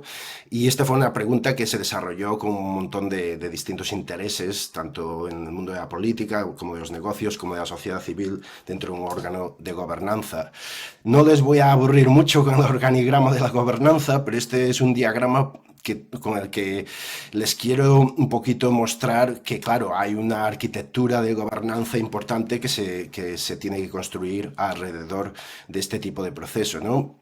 En nuestro caso todo empezó, como explicaba Steven, a nivel del Parlamento escocés, y luego hubo un secretariado, un grupo de gobernanza y una serie de distintos equipos para la implementación, la evaluación, el desarrollo, la facilitación, etcétera, etcétera, ¿no? Entonces, es una nueva institución y conlleva todo el trabajo que una nueva institución cívica conlleva, ¿no? Hubo una consulta digital. Esta es una de las partes que se hizo peor, en mi opinión. Aquí hablo no como miembro del órgano de gobernanza, sino como académico independiente que se sentaba en ese órgano. Esta es una parte en la que se consiguieron cosas, pero se podía haber desarrollado con mucha más sustancia y con más capacidad para atraer una población más amplia, ¿no?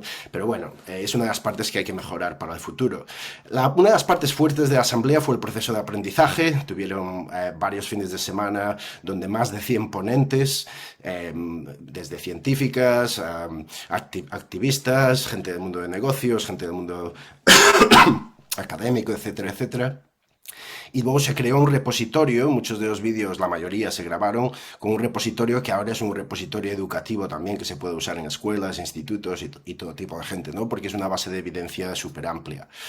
Como se pueden imaginar, porque la Asamblea Climática Escocesa tuvo que suceder digitalmente, hubo que hacer mucho apoyo de tecnología, había gente en la Asamblea que nunca habían tocado un ordenador, por ejemplo, o sea que se pueden imaginar la variedad de apoyo que hubo que poner.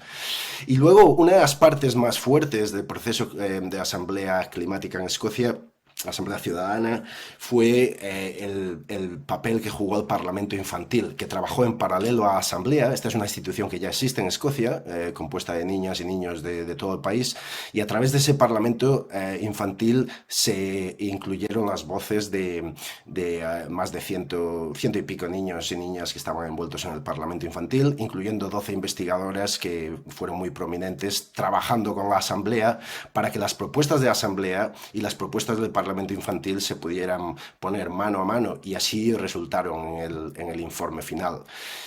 Trabajaron muy bien a través de las generaciones en un asunto en el cual no debería haber fecha, ¿no? O digamos, una edad límite, porque el futuro les pertenece y no se les puede excluir. Es la última exclusión que aceptamos, la exclusión de la gente joven y las niñas, ¿no? Hubo mucho, como se puede imaginar, todo tipo de estrategias de comunicación, pero esta es una de las partes que también se tienen que mejorar, la conexión con el público más amplio, como preguntaba antes un participante, ¿no? En la conferencia. Se hizo lo que se pudo, pero se podía haber hecho más.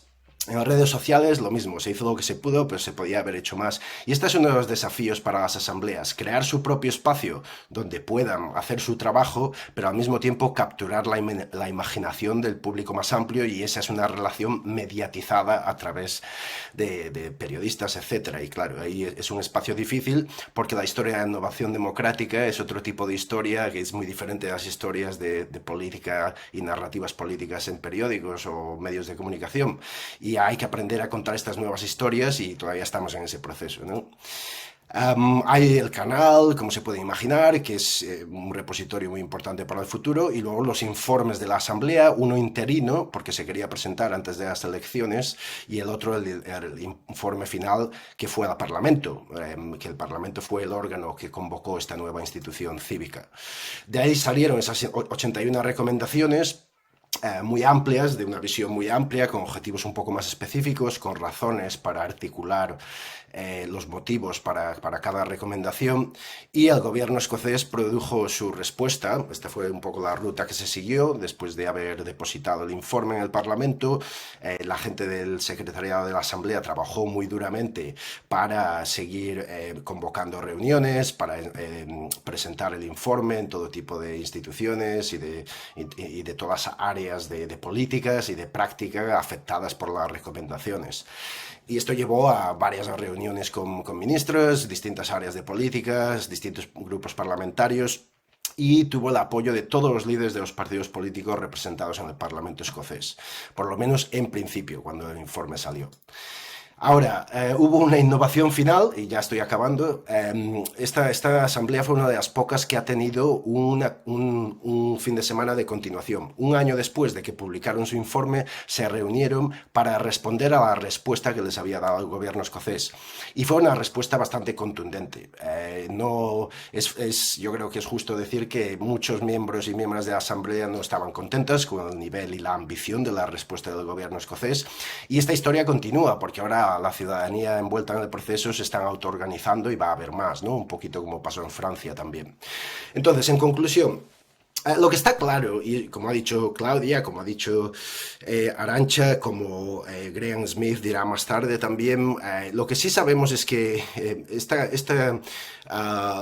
todos estos procesos y la experiencia de los últimos 40 años, más de 40, 50 años, los jurados ciudadanos del gran Ned Crosby, que falleció la semana pasada, desafortunadamente, los jurados ciudadanos han estado en marcha desde hace 50 años, o sea que hay una gran trayectoria de aprendizaje. Lo que está muy claro es que bajo las condiciones adecuadas la ciudadanía puede investigar y desarrollar ideas para afrontar asuntos complejos. Eso no está ya en cuestión.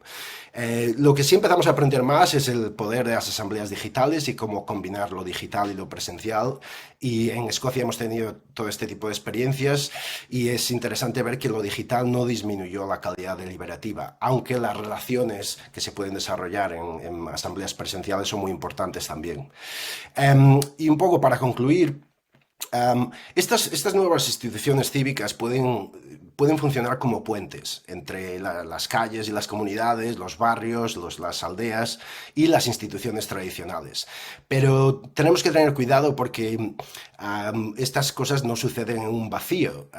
Estas cosas se desarrollan en una cultura política y administrativa y de sociedad civil ya existente, y a veces las instituciones tradicionales no están preparadas en tema de capacidad o de cultura participativa para acomodar estas nuevas instituciones cívicas. Así que entramos en una fase de experimentalismo, viene y va en olas, pero lleva ya así desde los años 60, ¿no? El espacio de innovación democrática, y ahora estamos ya con la urgencia de que tenemos que construir instituciones que tengan tanto capacidad como legitimidad para ayudar a que las instituciones tradicionales sean capaces de tomar acciones y decisiones inmediatas que estén basadas en pensamiento a más largo plazo, que es la clave de afrontar la crisis climática. Así que muchas gracias, eskerrik asko, y ya vamos hablando.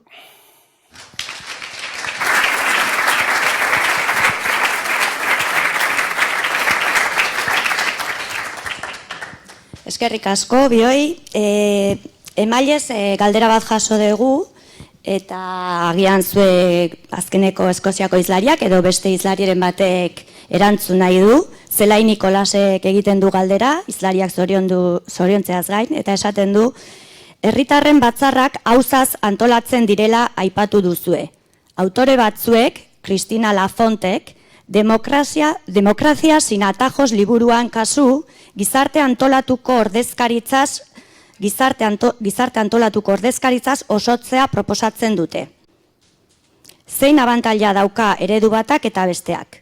Norbanako auzaz edo gizarte antolatuko ordezkariak osatutako batzarrak izatea. Bada eredu mistorik?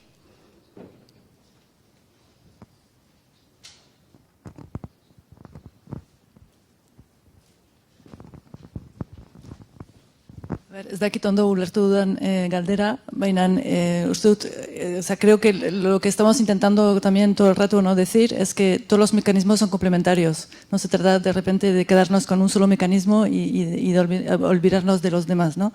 Entonces, yo creo que lo que tenemos que ver bien es cuál es la función y la utilidad de cada mecanismo en cada momento y ser capaces de elegir bien.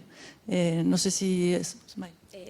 Nik ulertu dudanez da ordezkaritza izan beharran auzaz izatea elkarte desberdinetako ordezkariak. Pentsa gai baten inguruan, elkarte bat dago, beste bat, eta ordezkari horien asamblea da izatea. eso es un poco lo que se ha hecho hasta ahora, es decir, trabajar más con los grupos de interés que con las personas, digamos, individuales. La ventaja de trabajar con personas individuales, digamos, elegidas por sorteo, es que conforman nuevas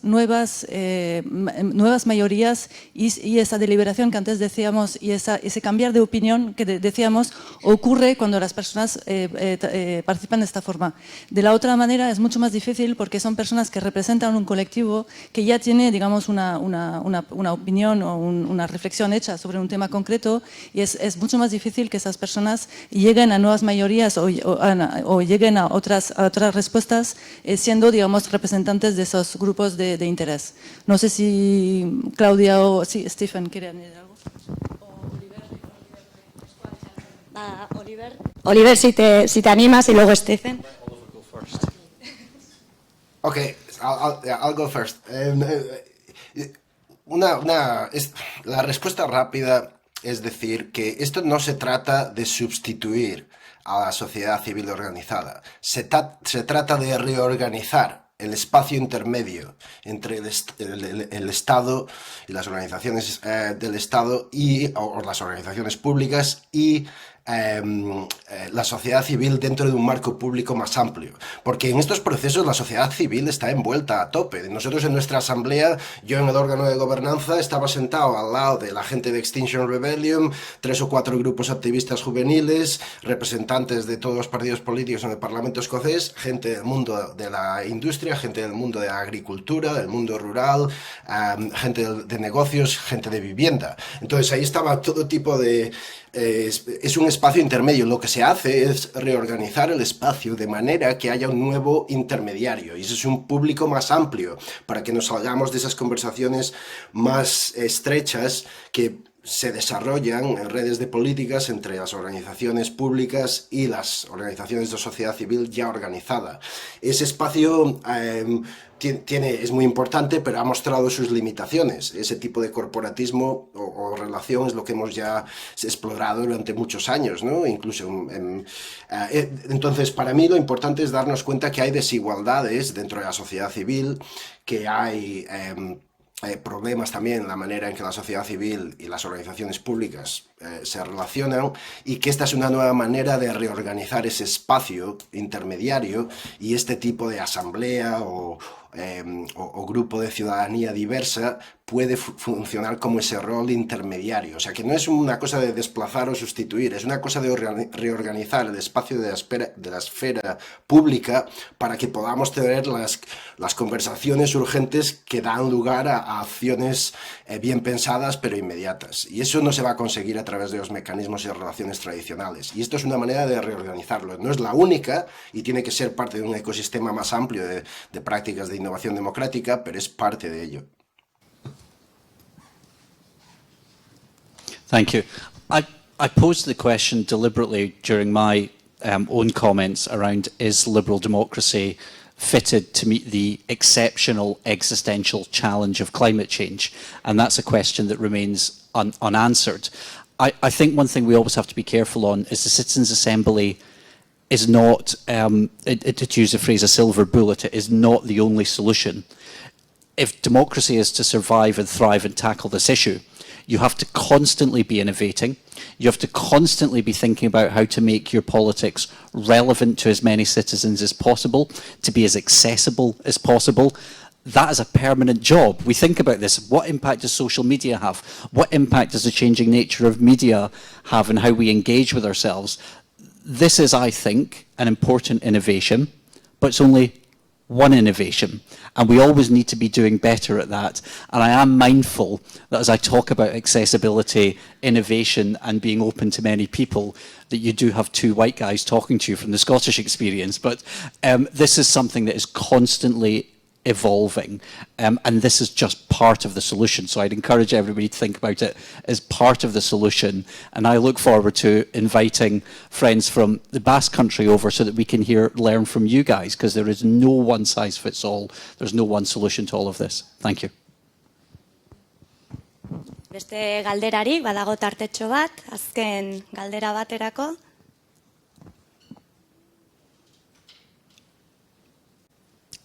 oso argi, bai, Arantxa.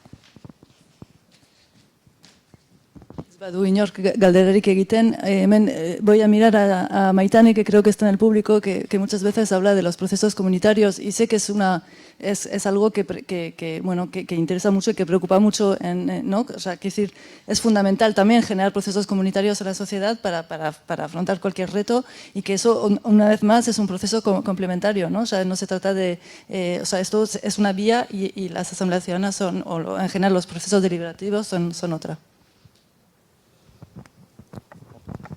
Bale, eskerrik asko, hurrengo hitzaldiari emango diogu hasiera.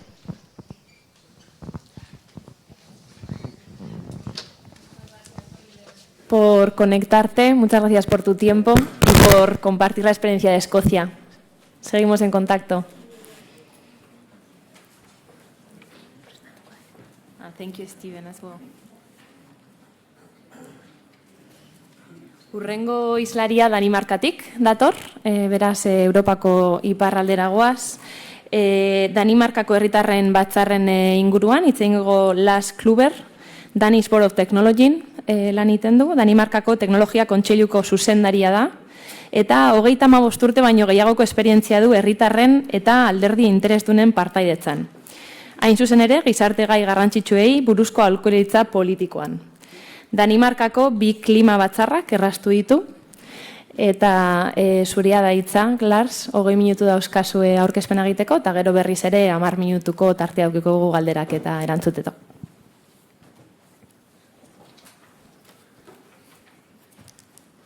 Thank you very much, and thank you for inviting me here. It's a pleasure. I walked around this beautiful city last evening. I thought, will I ever go back to Copenhagen again? Okay, thank you. I think my background is, yes, more than 30 years in citizen engagement. When Claudia showed the scheme of how many there were, in 1987 there was one, I made one of them. And the Danish Board of Technology is always working with engagement. We engage citizens, stakeholders. We make connections between citizens and politicians, stakeholders and politicians, experts and politicians, experts and stakeholders, experts and citizens, and any kind of connection. And we have different methods for that. We use more than, I would say, probably more than 50 different kinds of methods, although when you do that, there are always some you use more than others, of course. But that is just a little presentation of where I am, and I have a little suspicion that I am invited in order to give a little helicopter perspective on this, because I have this overview of different methods. I will also put this method into a more general view. Where are we compared to other things? But I will, of course, also talk about the Danish citizen assemblies. Yes. I have some key messages for you. First of all, I think this is an important tool. I will say some negative things about it. Don't think that that is totally negative. It's just to put it into relief and to make it, to understand what are the strengths and what are the weaknesses of this tool. All tools have strengths and weaknesses, but I will do that. I think this sums up to being a very good tool for creating democratic, wise, and fair change. I think it should be used flexibly, and if you look across the many citizens' assembling having been done around the world, it is used with flexibility. I think it has been used differently nearly in all of them. I will also talk about what is common for them and what are the variations. And then I will just repeat what has been said earlier. It must not be seen as the only tool for public engagement. It is not. And my first slide here is about that. If we want to make change, then there's a lot of things that need to happen. People have to have knowledge. We call that public education or public enlightenment, information, call it whatever you want. That is one thing that needs to happen, and that demands public engagement. Also, we need dialogue. People need to understand each other. Stakeholders need to understand citizens. Citizens need to understand citizens, and so on. We need to set up dialogue situations where people can learn to understand each other's positions. And also, we need to empower people, especially on climate. If we don't make the citizens act themselves, and be able to act themselves, then we will really not hit the targets of zero emission society in the future. That cannot be done because the citizens' part, the things they buy, how much they buy, how much they consume, is being a bigger and bigger percentage of our emissions. And as on the fourth step, participation, we also need to learn citizens how to take actions together, locally and so on. That takes other methods. And the final one, engagement up here, is where there is influence on policy, and that's where the Citizens' Assembly fit in.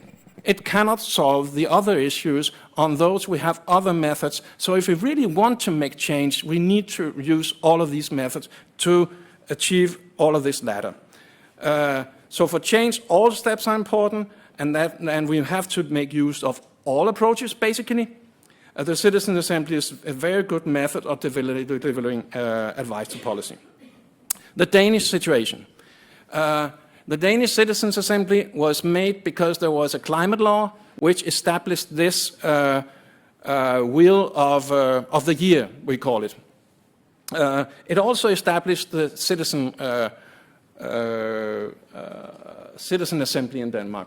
In February, the Climate Council, made by the climate law, make their recommendations to policy.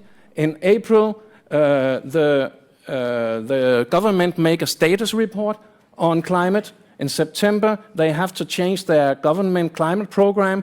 In autumn, we have the public budget process. And in December, they have to calculate on those decisions on what they will mean for climate. And then it goes again, and then it goes again. That's how the Danish climate politics are made. Because of that, the parties behind that law also decided that they would have some citizen input. And how should that be done? It should be done in a way so that the citizens gave input and recommendations to that policy process. And that's, if you look at that, then this is not a bad place to come up with the recommendations, because that's where policy is made. And because of that, instead of making one big citizen assembly in 2020, we made two smaller, one from 20 to 21 and one from 21 to 22, so that we could come up with recommendations in those in March and April. The recommendations, that is the first assembly, this is the second assembly. The recommendations are made in a way which is something we have imported from other methods. Up here, they describe the observations they have made inside a sub-theme. So this is the observations. 80% of that makes that and that percent of problems on that, and these kind of things. Down here, they assess the situation. They write what they think is the problem, what is it we should solve, and here they come with their recommendations, and here you see the votes on the recommendations. This is how it looks. In April, we give this report to the Parliament, and there's a meeting between the Citizen Assembly and the Parliament. At that meeting, the government comes up with this little report, which is made by the government, by all the ministries of relevance to the recommendations the citizens made. So all ministries have contributed to this report.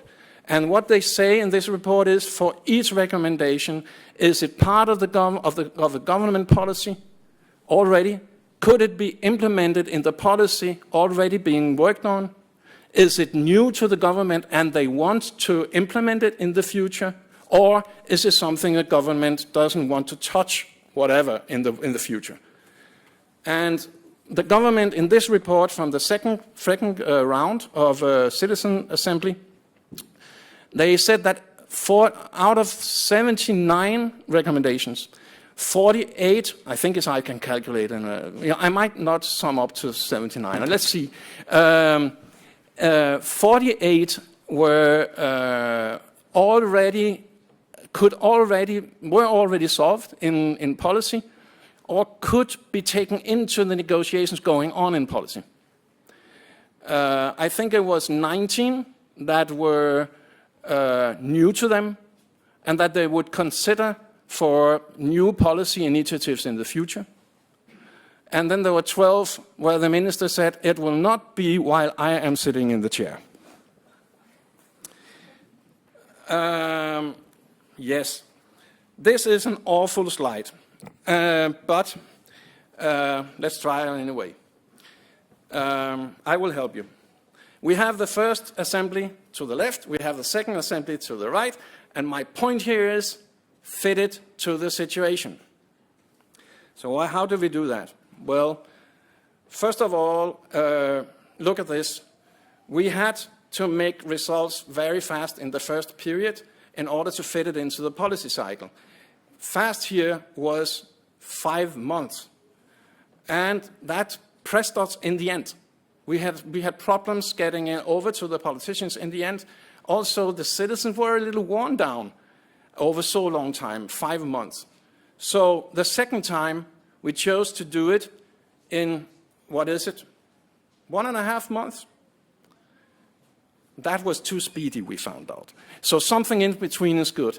But if you do it over 6 months, then the citizens begin to say, this is really being a long time to work with this. And we could feel that. They lost engagement and lost motivation. So finding the right period, being intensive or being loose, is very important. That has to be think of. The first one, we had to go fully online. We used Zoom for that. That worked very well. The citizens were sad it was online because they would like to meet the other citizens. But they actually said that it worked okay.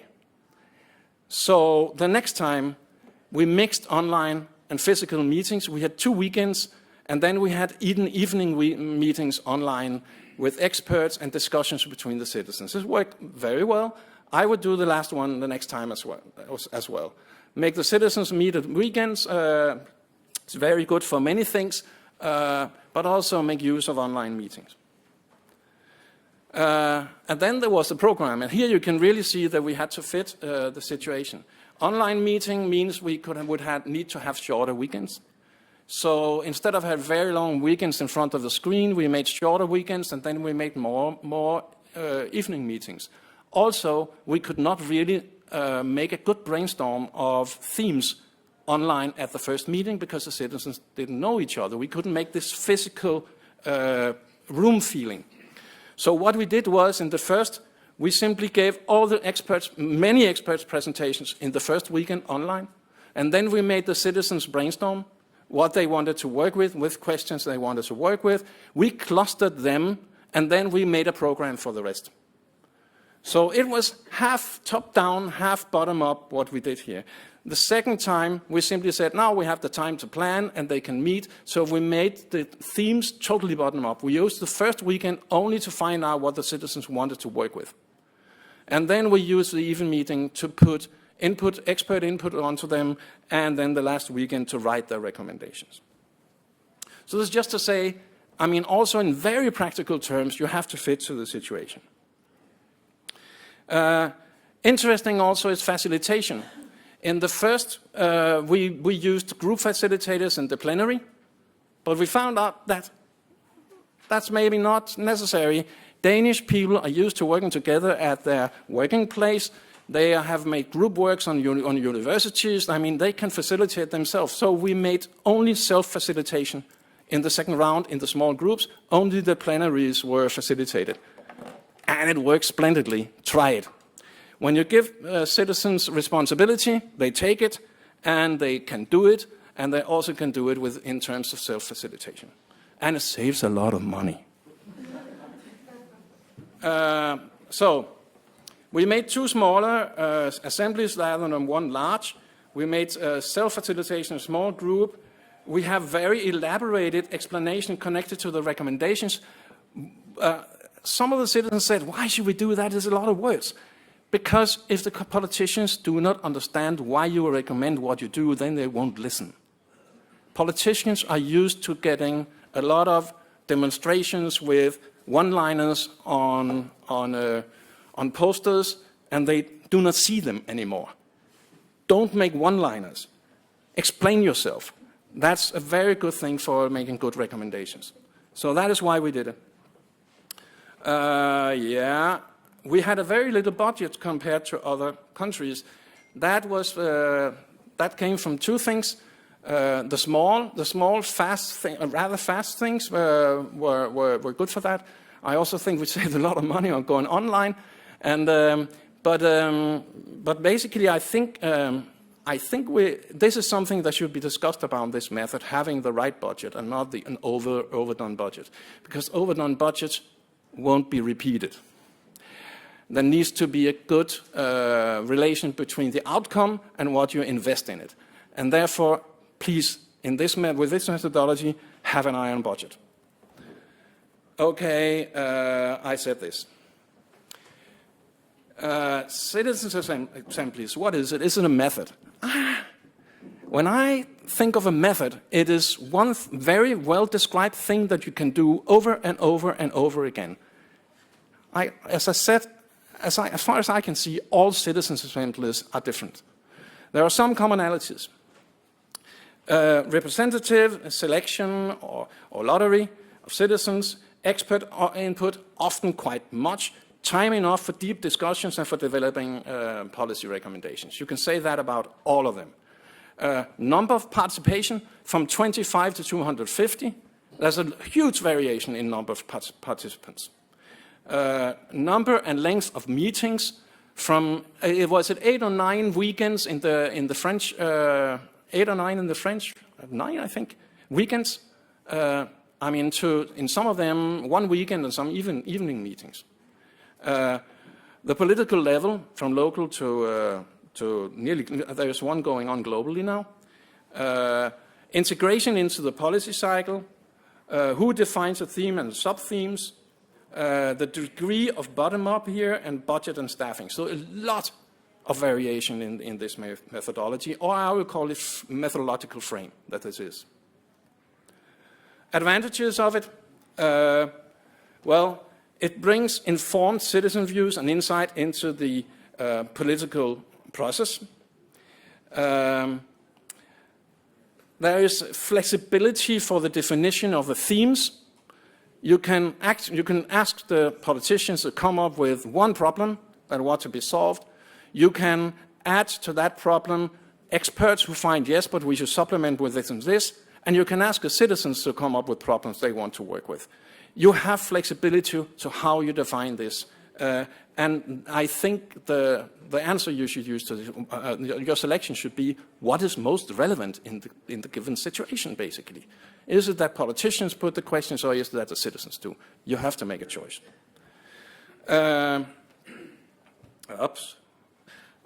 Flexible process design. I think that is good, especially when you work, for example, with climate, which is a moving target. The problems always change, the situation change, policy change. So actually there's a strength with this methodological frame that it can be designed to the situation as we go along over time. It combines consensus elements. That is mainly made in the small groups of the citizens, maybe 4 or 5 citizens who sit together and write up the recommendations, and a survey element, which is the final votes that the whole of the system makes, and then some dialogues in between. So this combination of survey and consensus I think it's good. It's good. There are good methods for only making consensus. There are good methods for making deliberative surveys. This is a compromise between the two, and I think it's a good compromise. It shifts itself here. And then also it carries with it the advantages of citizen engagement in general, increased legitimacy in political decisions, trust, knowledge among citizens and elsewhere, mutual understanding across citizens, all these kind of things it carries with it, which are good. But there are also some disadvantages. It's very demanding for those who started up the institution and the politicians. Economically, it's not a cheap methodology, but also politically. If you simply have to follow up. There's no way of starting this and then not following up. Then all the headlines in the newspapers will be about that you didn't follow up, but also you wasted a lot of money and time. So follow-up is crucial. For the participants, it's very demanding, and that can result in dropouts. We had, out of 99, we had 63 finalizing the first one, and we had 73, I think 76 finalizing the last one. And the reason that the dropouts was there, this is too exhausting for me. That was what most of them said. It's a demanding process, and so you have to be aware of that. If you want people to stay, then all of them to stay, then choose another method. But it's not really a problem. You just have to be aware, and you have to accept that, that disadvantage. It can be somewhat difficult to interpret the results. What we did first time, what we said, yes, I like this recommendation, or I don't like this recommendation. And that was difficult to interpret, because where was really the border? The second time, you can see if we have some green, of course, that is yes. And then we had red, yes, of course, that is no. And then we have a light red, and it says, I like this recommendation, but there are details in it that I don't like, so I cannot vote for it. So basically, it's up to you as a politician to say, do you want to put the light red and the red and the dark red together, or do you want to put the green and the light red together? It's more easy to interpret when we do this way, but it's still, I mean, there's still interpretation necessary. 2 minutes left. What I said I would do, I would say that this is an important tool for creating democratic, fair, and wise and fair change. I think it is. I think the report from the government about the last one, it also shows that it's worth something for the government, this kind of process. I mean, 12 recommendations, and some of them were big and costly, I have to say, that the government said they would work with in the future and hadn't thought of, is something. I just want to say that I think 4 of these recommendations were about investing more in public education, dialogue, and mobilizing citizens. That cost a lot of money.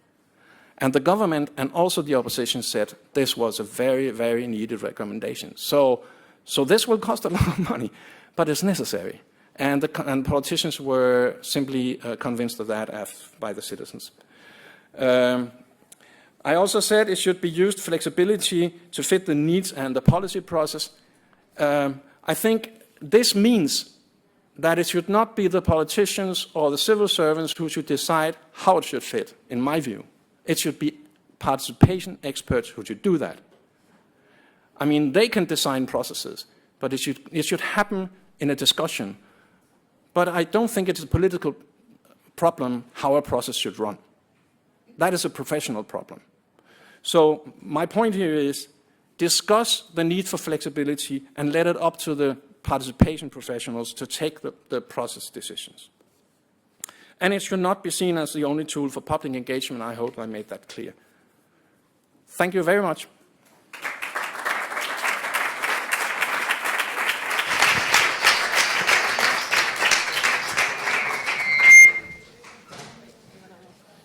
Thank you for your presentation, and it is an honor to have someone that created one of the first in the world. So thank you for that.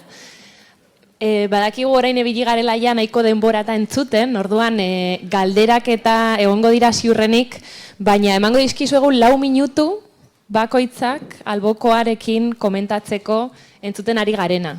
Zeintzu dira sortzen aien hausnarketak, zeintzu dira sortzen aien galderak, pixkat hori komentatzeko 4 minutu, labur, eta gero galderak baldin badukazue, partekatuko ditugu.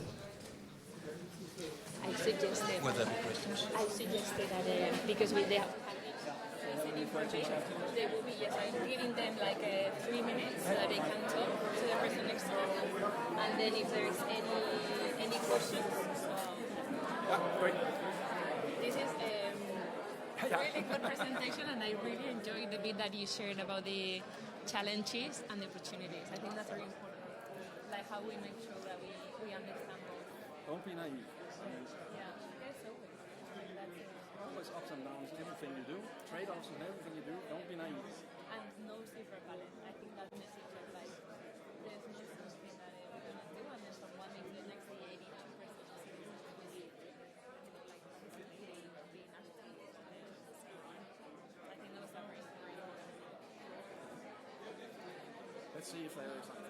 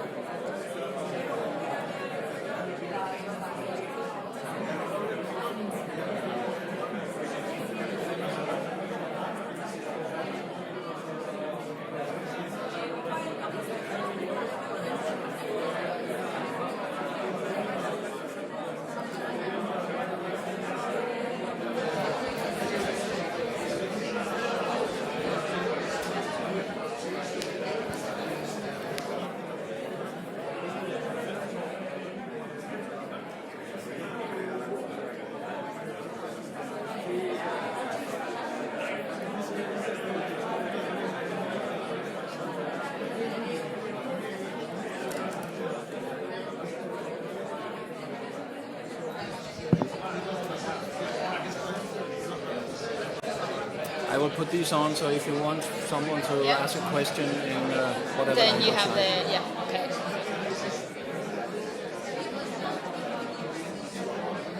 Bueno, hasiko gara igual galdera partekatzen. Asko daukago hitz egiteko eta deliberatzeko. Bueltatuko gara berriz ere Larsekin. Eta berriz ere galderarik baldin badauzkagu Larsentzat edo partekatzen hasiko gara.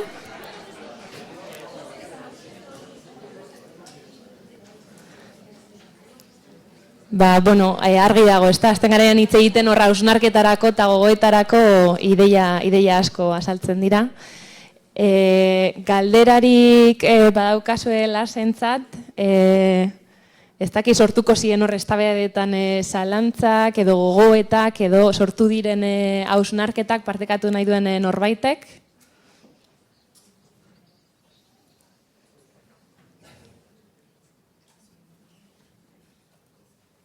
Bai, Claudia.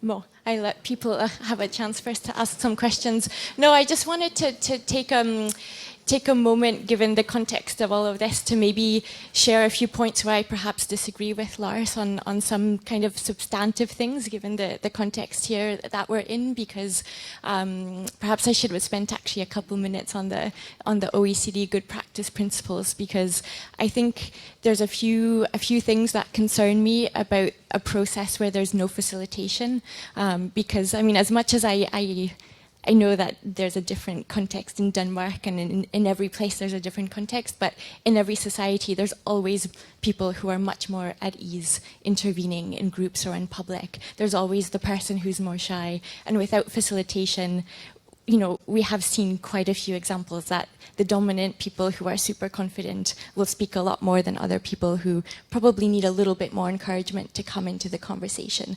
And if we're thinking of this as really a democratic exercise and not just something that's, you know, technocratic to solve a problem better, but also that democratic aspect of this being inclusive for everyone, personally, I think it really matters quite a lot. And I also just wanted to, I mean, it is a demanding process. It asks a lot of time. I doubt that that is the reason why there was a high dropout rate, though, because in the OECD data that we have from these 600 examples, on average, there's around 4 or 5 days of deliberation over 3 months. And we also have the dropout rate kind of data, which shows that it's actually very rare for people to drop out during these processes.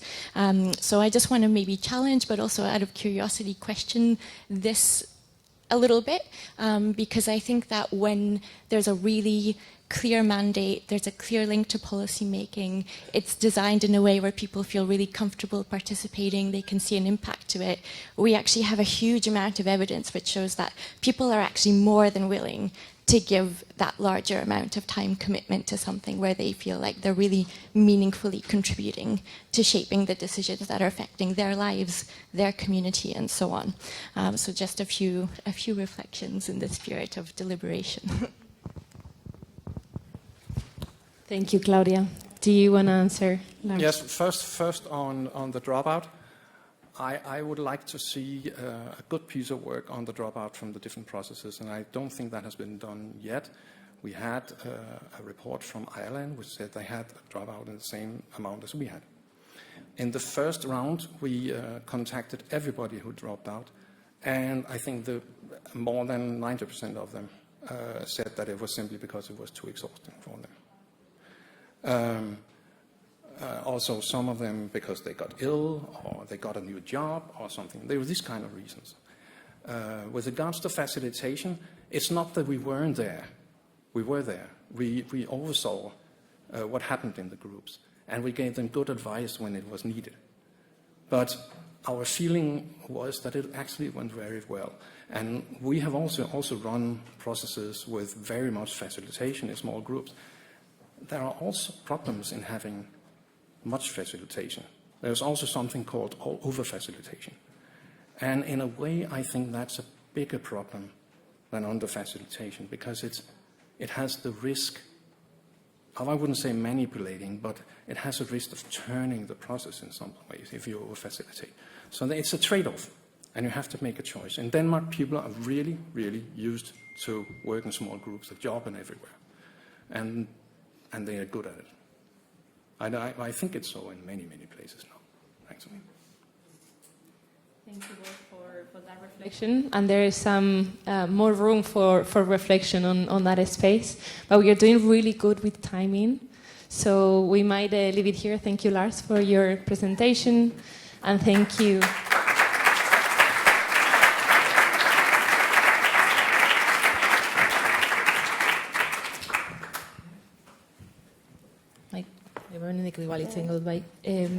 Orain badaukagu beste aldetik konektatuko den Graham, ez dakite hor dagoen ja.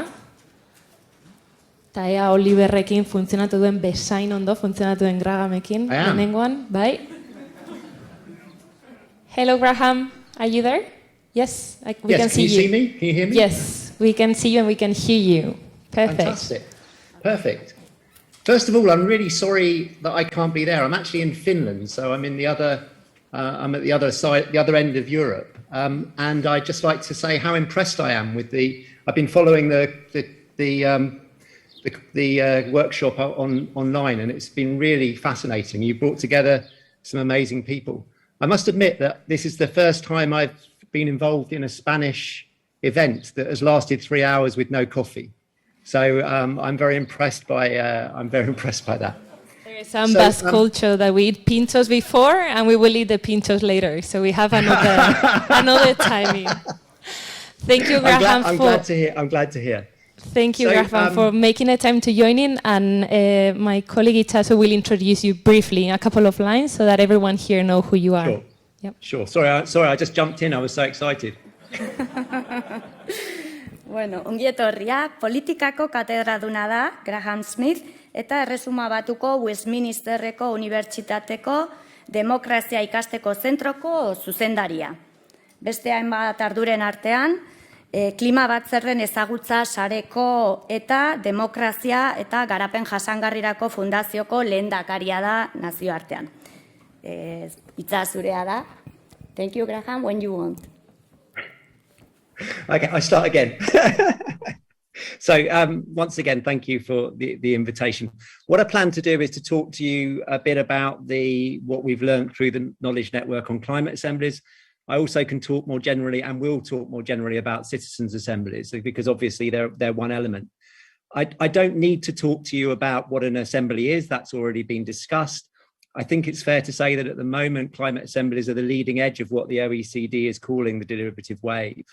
And obviously, the value of these assemblies is they bring the wisdom of everyday people into climate governance or into other areas of policy.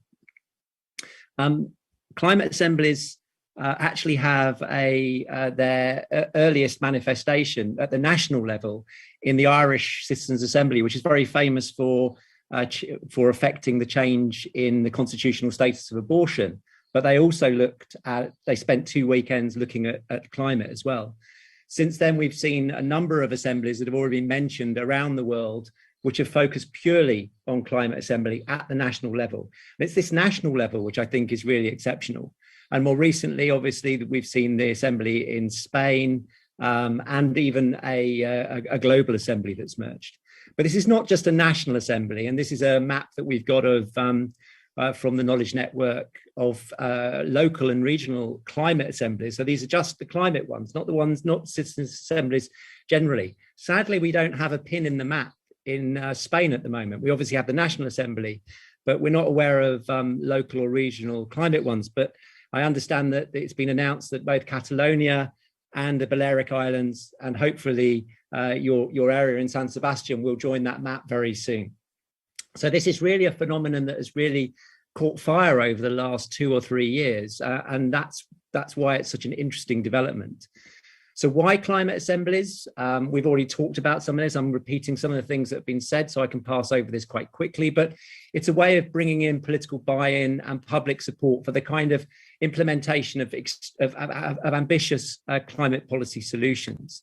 And there's a lot of promise here in terms of bringing the informed view of the public into climate policy making, potentially breaking deadlocks where politicians are feel unable to act in order, helping us to develop more robust and ambitious policy, which is seen as more legitimate. And for many of us, it's not just about climate, it's actually about democracy as well. And that's been mentioned by all the speakers. It's about fulfilling a commitment to inclusive participation.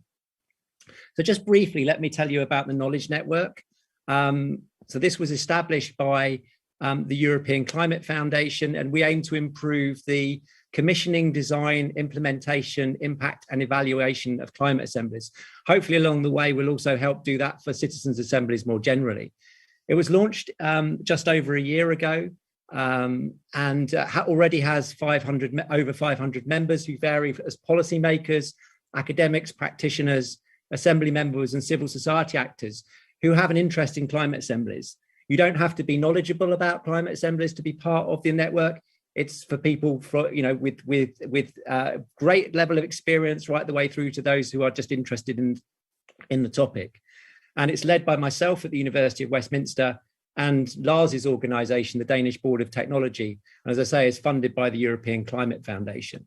And our aim is, our priorities are quite simple. We want to document climate assembly practices that are happening around the world. We want to identify and disseminate best practice and peer best practice that actually leads to impact. We want to help shape future trends, and we want to co-create the future with the members of the network and those outside. And this is really important because this network also, we have a lot of learning calls, a lot of workshops, but we also create closed workshops where we work very closely with localities and with civil servants, bringing in peers from other parts of the world. So we're really trying to create, if you like, a community of practice around improving the practice of climate assemblies. So let me just very briefly talk to you about how we might, those kind of elements of climate assembly practice that we think can lead to really critical for ensuring impact. We've got to be aware that there are limitations in current practice, and some of those have already been mentioned. And one of our concerns is that if these things are commissioned badly, if they're designed badly, if they're implemented badly, if there's a failure to follow up, actually we're going to undermine their potential and actually undermine the potential of generating more robust and legitimate policy. And in the process, potentially undermining citizens' assemblies more generally. So it's really important that we do this well. And very often it is done well, but there are examples that I could mention that where it hasn't been done well or isn't being done well. And I think the first wave of assemblies, and I'm not saying all assemblies, but in general, the first wave of assemblies provide an evidence that there's a weak coupling between assemblies happening and the climate policy system. Actually, Denmark is probably one of those places where this coupling this connection is its strongest. And I think that's a very impressive way that it fits with the policy cycle. But many of these assemblies have happened without enough forethought about how they are going to integrate within the climate policy system. So, one of the lessons here is make sure you're aware of where this fits within the policy cycle. Otherwise, it may be a wasted venture. I want to just sort of highlight 3 areas which I think are key drivers of impact, or it's not me, it's research that's just been done for the Knowledge Network. I think there are a range of things we could look at, and the OECD has a number of issues which it says are critical, which Claudia has already mentioned. But we think that from the work that we've done, there have been 3 kind of areas where we think it really have an effect on impact. One is getting the right question.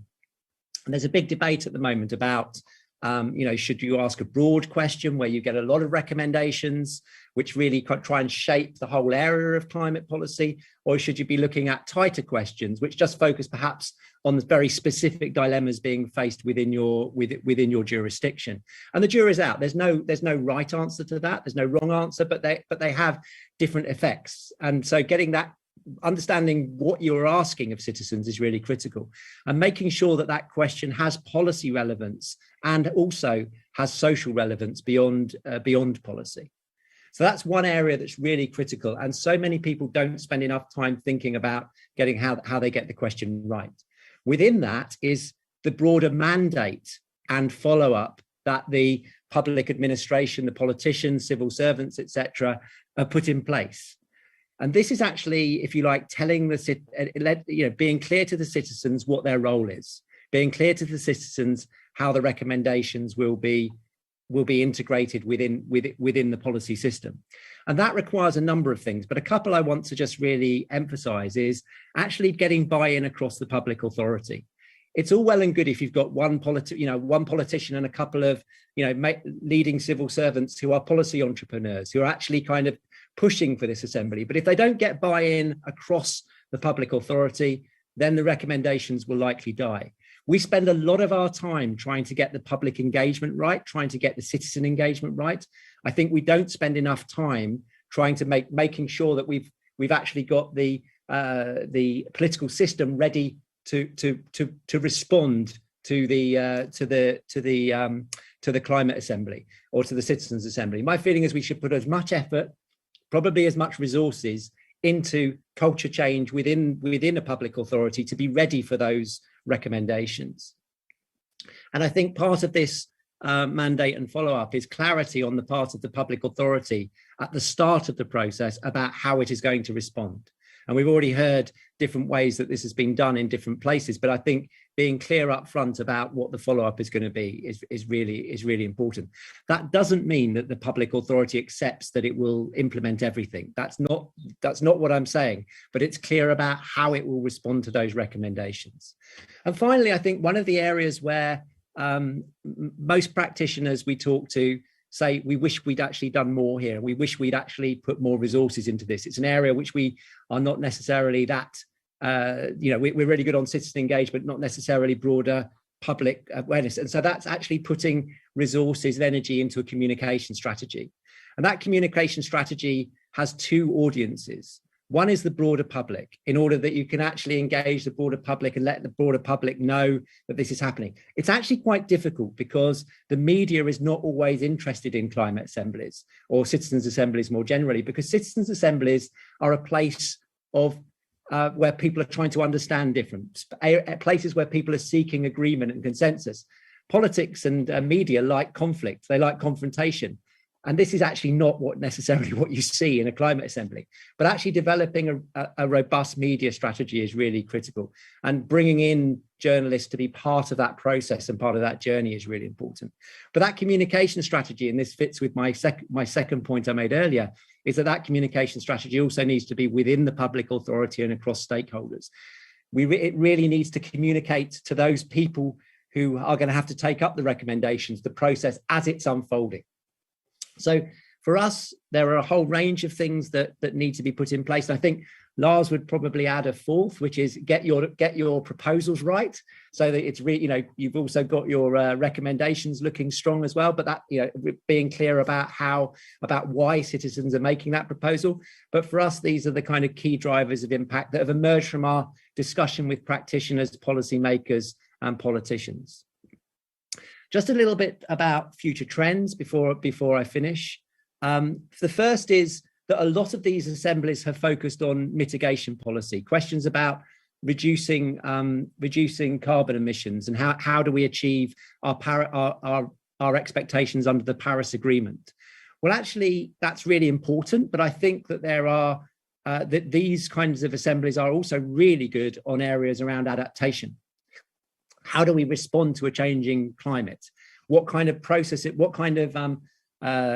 do we need to put in place? And this is clearly for Spain. This is absolutely critical in terms of how do we deal with, for example, increasing heat waves, etc. And I think there's some really interesting work to be done in terms of bringing in work on scenarios and futures into climate policy, into climate assemblies and citizens' assemblies more generally. So that's the first area that actually I think we need to just move beyond questions of how do we reduce carbon emissions to questions of how do we actually live with a changing climate. Second is, and everyone else has said this, I think, is don't think that this is the only approach. And when you are thinking about running assemblies, think about how you integrate it with other participatory approaches.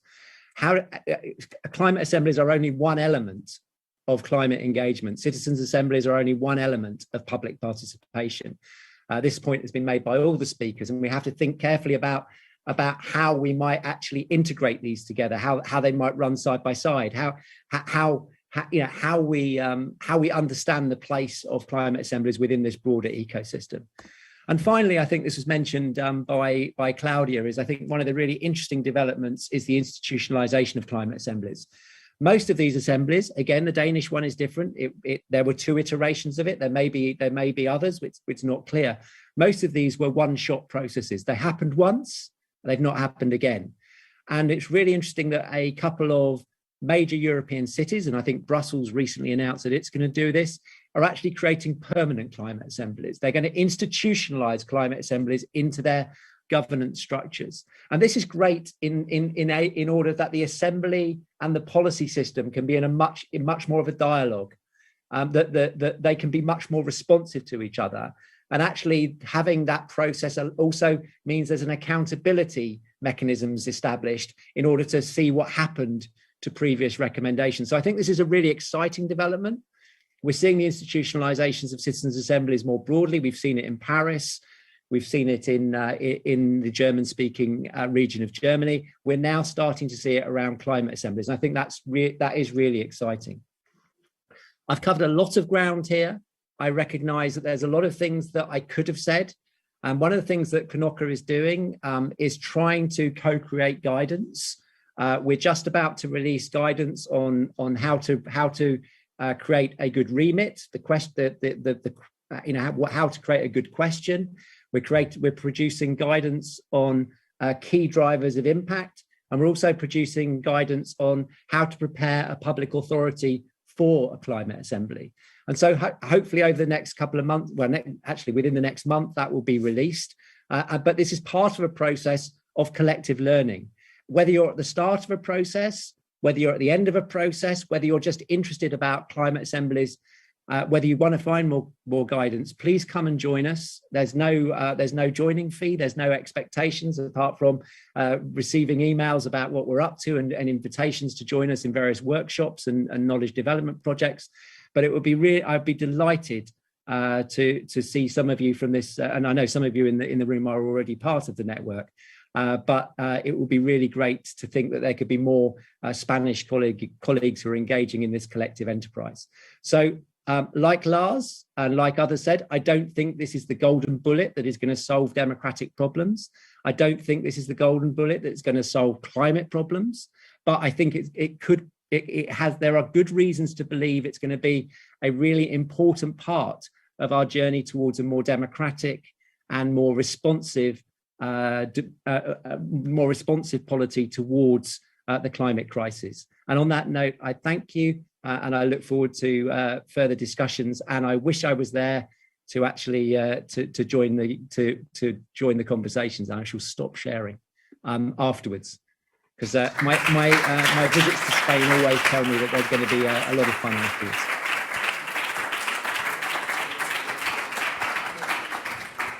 Beno, galderetarako tartea utziko dugu orain, ez dakit hausnarketarako galdera egiteko metodologia berriak dira gurean, zalantzak ukitzea normala da, egiteko bide berriak proposatzen ari dira, eta saltoa emateko kanpotik entzun, guk hausnartu eta probatu beharreko bide bezala ulertzen dugu, baina agian ere egon daitezkeen beldurrak eta kezkak azaltzea polita litzateke eta aukera izatea hemen kanpoko adituak eta arituak ere baditugula kezka horiei zuzenean erantzuteko.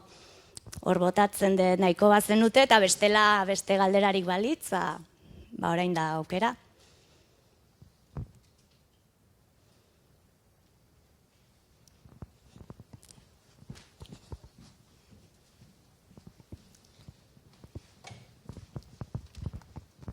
Eskerrik asko, kaixo. Euskaraz hitz egingo dut, bai? Bale. Arratsalde on denei, eskerrik asko hitzaldi guztiei eta hitzartze guztiei, oso interesgarriak izan dira denak. Nik galdera bat daukat pixkat instituzionalizazioa aipatzen danean, ez? Galdera batez, instituzionalizazioan inguruan bi galdera edo bi hausnarketa ezberdin. Alde batetik hitzartze ezberdinetan aipatu da, ez? Eta Eta, bueno, herri txikiak aipatu dianean, edo herrien tamainak eta aipatu dianean, badak kezka bat edo zalantza bat pixkat baliabideen inguruan, ez? Olako prozesu bat, olako deliberazio ordezkatzaileko prozesu bat ez aigeanean, ze baliabideta zaigean, eta horrek, ze behar eta ze erronka sortzen ditun, ez? Igual Gipuzkoa mailan edo, olako, gizarte poblazio handiagoetan eta aldundia bezalako, laguntzaile, sustatzaile eta baliabideekin agian bideragarriagoak edo izan daitezkenak, baina gero eskala txikiagotara etortzeganean batzutan erronka ez da bakarrikan biztanleria representatiboki eta edo neurri ordezkatzaile eta deliberatiboetan kudeatu ditzakegun, baizik eta herri txikiek ere ze baliabide dituzten olako prozesu bat gauzatzeko eta garatzeko eskatzen duen ezaugarri guztiengatik. Hori lehendabiziko hausnarketa. Eta gero bigarrena, agian hau Grahami zuzenduagoa, pixkat, egin dezuten klima asanbladen inguruko bilketa honen inguruan, sistematizatzea aipatzen danean, urtez urte errepikatzeak agian izan daiteke neurri bat, ez?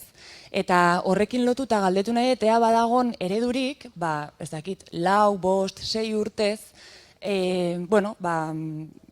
bideratu edo kudeatu izan dianak alako ereduak, sortzen zaitelako zalantza bat edo kezka bat, ez? Eta ez da hainbeste deliberazio prozesu hauen inguruan, baizik eta beste prozesu batzutan sortu izan zaiten zalantza edo kezka bat da. Dala, adibidez, partaidetzazko aurrekontuetan batzutan gertatzen zaigu, ez? Urtez urte errepikatzen ditugunean herri batean, batzutan etengabe proposamen berdinekin topatzekea, ez? Urte batean eta urte honetan kanpo gelditu da, arrazoi batengatik eta hurrengo urtean iristen da herritar talde berri bat eta berriz proposamen berdina egiten du. Eta 3. urtean, eta 4. urtean, eta 5. urtean, eta orduan, arrisku bat ez ote dagon, 5. klima asanbladan hautatuak izan dian herritar hoiek aurretik lehendabiziko asanbladak edo bigarrenak edo egin dituzten hoien gainean lan egitera, ez? Aldi berean iruditzen zait oso interesgarria, ze horrek esan nahi du herritarrak esertzeganean eta informaziorako eta deliberaziorako aukera daukagunean, hainbat ondoriotara elkarrekin iristen gehala edo, bide beretsuetara eta ondorio beretsuetara iristen gehala eta hori bera interesgarria da, ez? Baina implementazio eta sistematizazio hortan aldi berean zalantzak sortzen dizkit. Jazta, eskerrik asko dutenei, Izlari izan zareten non artean, zeinek nahiko lukeran.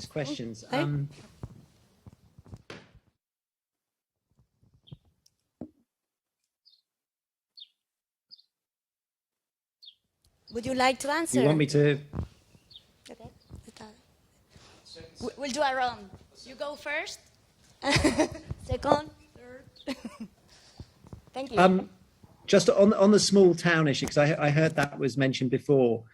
There have been a number of small towns in the UK, like Kendal, which has done a climate assembly and found it very useful in terms of increasing their ambition in relation to climate. Obviously, there are certain resources that it doesn't take because there's no travel costs involved, etc. They decided to do a smaller assembly. They did a citizens' jury rather than a full, which had a smaller number of people. So you can scale this to the locality. On the institutionalization question, I imagine Claudia had her hand up, and I would go and ask Claudia for more details of this because she was involved in it with me and others. Is that we have the East Belgium example, which now is in its 3rd year, and they're going on a cycle. It's not on climate; it's a general citizens' assembly, and that's a relatively small region of 60,000. I think it's 60,000 adults, if I'm right. I think Claudia may be able to say. And so there is an example that you could look at. The one that's being proposed for Brussels is only just being designed, and one of the reasons we want to think you need to think about these things, I think, being more permanent, is that the dilemmas of climate will change over time. And so if you have one climate assembly that makes gives you 100 whatever recommendations, at what point do they become meaningless because things have evolved? So I think it's much better to have a process where you can actually respond to the particular dilemmas of that moment, rather than just kind of having a single shot. And you need to build that process in of explaining to citizens what's been done before. And it may well be they want to revisit a topic because it hasn't been dealt with properly. But there are ways of ensuring that people, that participants are aware of previous assemblies and what previous assemblies have focused on. I'll leave it there because I know others will have things to say. Well, I will comment on the second one about the repeated answers from the citizens. First of all, if it's 2 different groups or 3 different groups of citizens that come up with the same, I think you should listen a bit more. Because if it's a different group and they come up with the same, then all of them have that problem. And if it's repeated, then I think it's good. But another thing is, that was why I mentioned also that I think for this process, Citizen Assembly, but for many other processes, I think it's good to consider who should put the topic up. Because some of the people who, for example, know what is coming up next in the policy cycle and what will be relevant in the next circle are civil servants, for example. It's politicians also, but before politicians, it's often civil servants. So why not listen to them and see, is the timing good? Should we take up this topic? And then maybe not take up another topic. You have to prioritize, especially if it's institutionalized and going and again and again and again. Then prioritize each time and focus on the most relevant, the most needed. Say. There will still be repetitions, and live with it.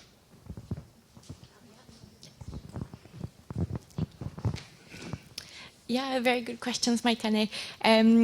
Just to maybe complement what the others had said, I think part of what you're getting at with the point about we've had participatory processes, the same things come up, is that I think before the trend of the deliberative wave, let's say, it's been kind of easy for politicians to just ignore what comes out of those processes, and the sort of thinking about the link to decision making and, you know, the actual accountability mechanisms, the commitment to follow up and to actually respond to, give justifications for before the process happens, I feel like has been missing before we've been seeing these deliberative processes where really, you know, Graham said it too, and I've always emphasized this in the OECD work as well, having that political commitment from the beginning before it happens is super important. And so if there's a commitment to it, then if the politicians decide not to do it, they need to explain why.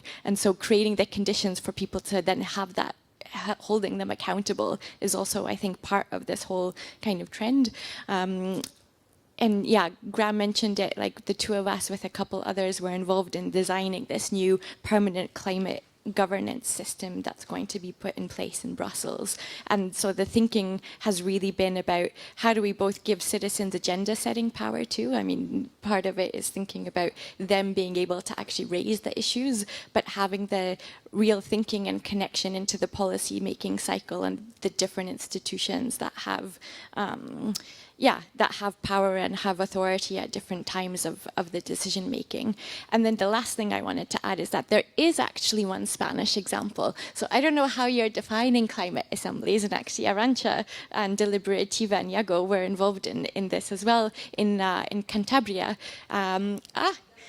David, I didn't know you're here. Okay, well, he could even say something about it. But the OECD and Deliberativa, we worked with the Regional Ministry of Economy in Cantabria to design a process that was linked into cohesion policy at the EU level. So it was about how the EU funds can be used to enable Cantabria to transition to a low-carbon economy in a way that is fair and socially just. And their proposals are what has gone into like the operational program that will be defining how that 7-year multi-million euro cycle of funds related to the green transition are going to be spent. So it's actually a really good example, and also related to climate, and actually shows how this notion of how you're defining an issue as broad or not, because I don't think we ever called it a climate assembly, but it clearly is one too. So just wanted to say you are on the map.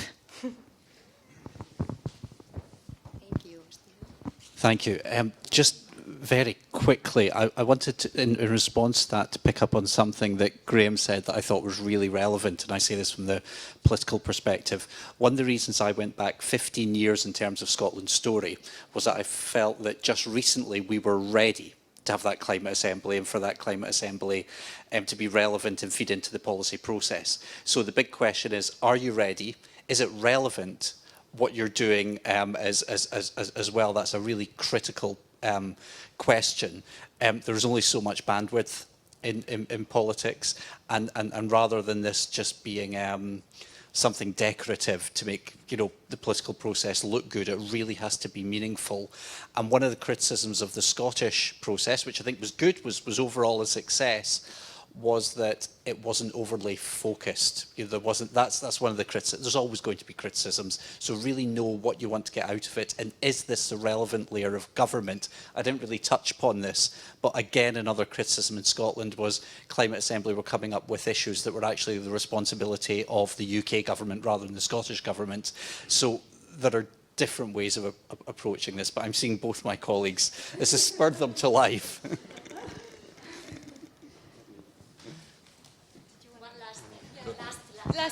Sorry, I just wanted to add one more thing, which was not actually directly related to that last point, but what I wanted to come back on, because I think a really important design element of these, though, which is also why how much time is given matters a lot, is that part of the aim is also that people don't come up with things that are already implemented or in place. Like, that's part of the learning phase, about learning what is actually already happening, what laws exist, what policies do we have, how might they be working, so maybe identifying the ones that are in place and aren't working.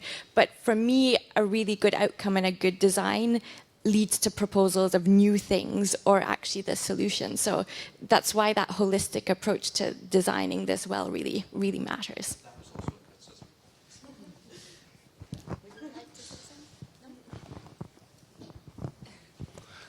I have a little addition to that, because it might also be that things that have been implemented come up from the citizens because it has not really gone out into society. So sometimes a government think they have implemented something, but they really haven't when it comes down to the end. And then there we should be cautious to not filtrate things because it's written somewhere that something should happen. If it didn't happen really, then it's good that the citizens actually say it, I think. So it's also feeling, you also get a feeling about how the citizens evaluate the policies that are there, and I think that's not bad. So I agree, but with that little twist that we can get good signals by having suggestions of things that politicians think already were implemented. Bueno, debaterako gogoa ez zaigu falta, eta proposatzen dizuegu kafian jarraituko degula eta aukera polita daukagula, baina aurretik bukaera emateko tokira etorriko gera eta ikusiko dugu hemen pixkat zer gertatzen ari da, eta horretarako Thank you, Graham, for your time, and thank you for taking the time to join us remotely. We see you soon. Thank you. Thank you very much. Enjoy your evening. Eta pintxoetarako tartea baino lehen, saioa amaitzeko gurera etorriko gara.